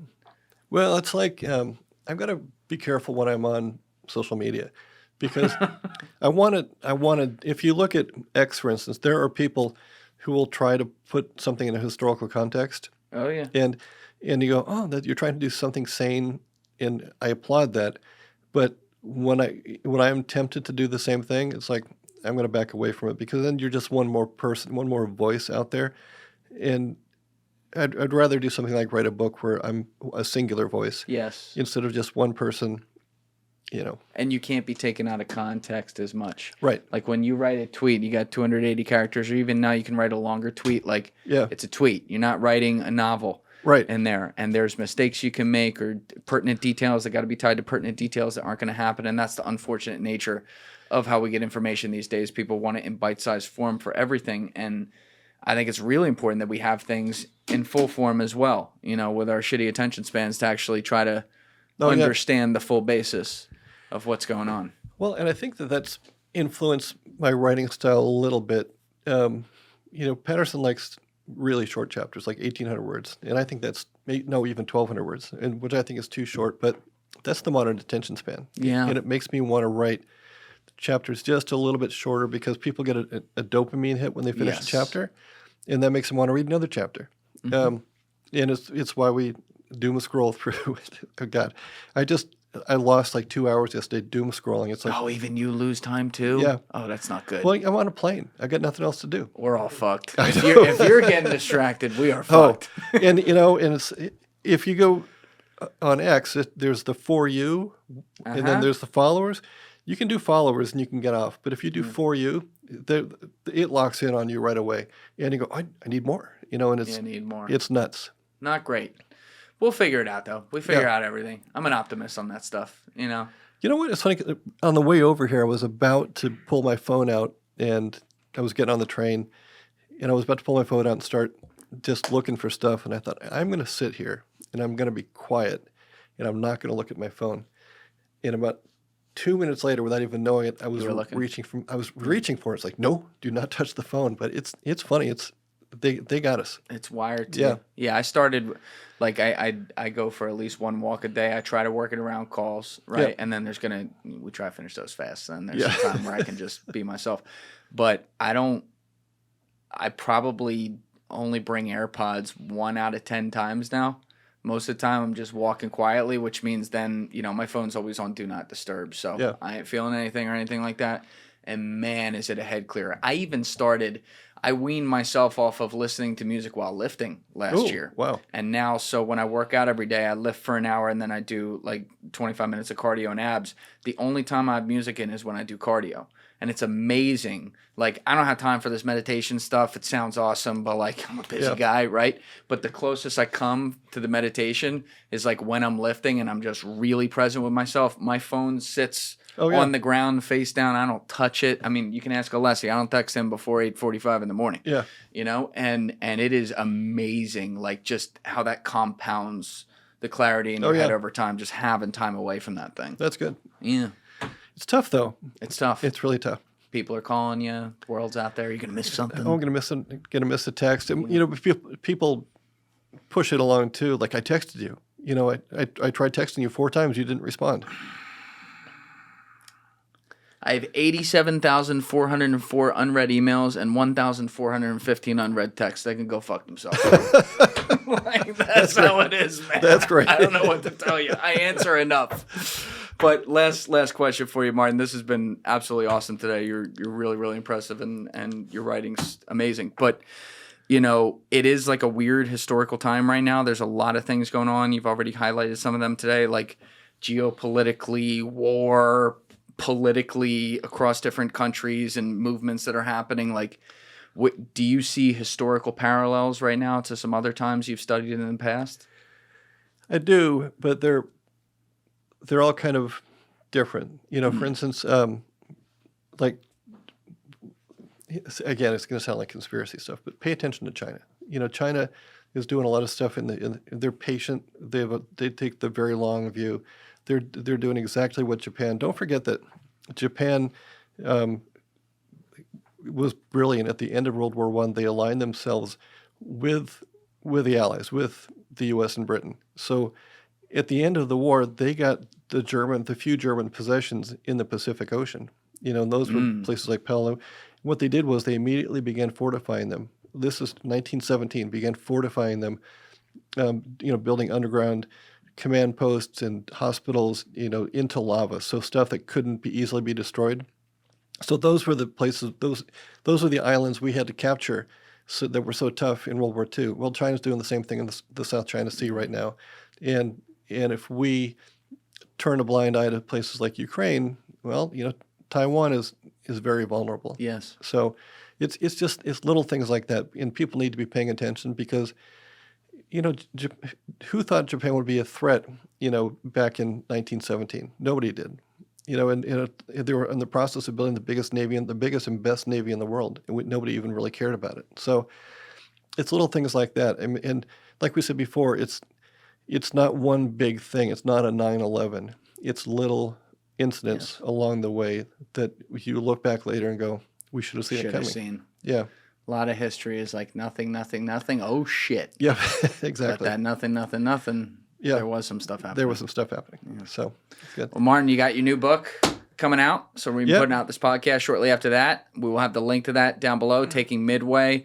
I'm also going to put a link to your website where you have links, I think, to every book you've ever written so that people can check them out. There's a full bibliography, as you can tell from what we talked about today. Highly recommend Taking London. Whatever I did, that is amazing. So thank you so much for doing this. It's been awesome. This has been super intense, but a blast. It was really, really fun. Super intense. What is... All right, I hope I didn't torture you. My bad. No. And I mean that in a really good way. It's just, it's nice to be present for a very long time. It's fun, right? That's what I'm saying. I don't have to worry about these things. Oh, That's right. cool. Okay. All right. Well, thank you. And everyone go check out the books below. Give it a thought. Get back to me. Peace. Thank you guys for watching the episode. Before you leave, please be sure to hit that subscribe button and smash that like button on the video. It's a huge help. And also, if you're over on Instagram, be sure to follow the show at Julian Dorey Podcast or also on my personal page at Julian D. Dorey. Both links are in the description below. Finally, if you'd like to catch up on our latest episodes, use the Julian Dorey Podcast playlist link in the description below. Thank you.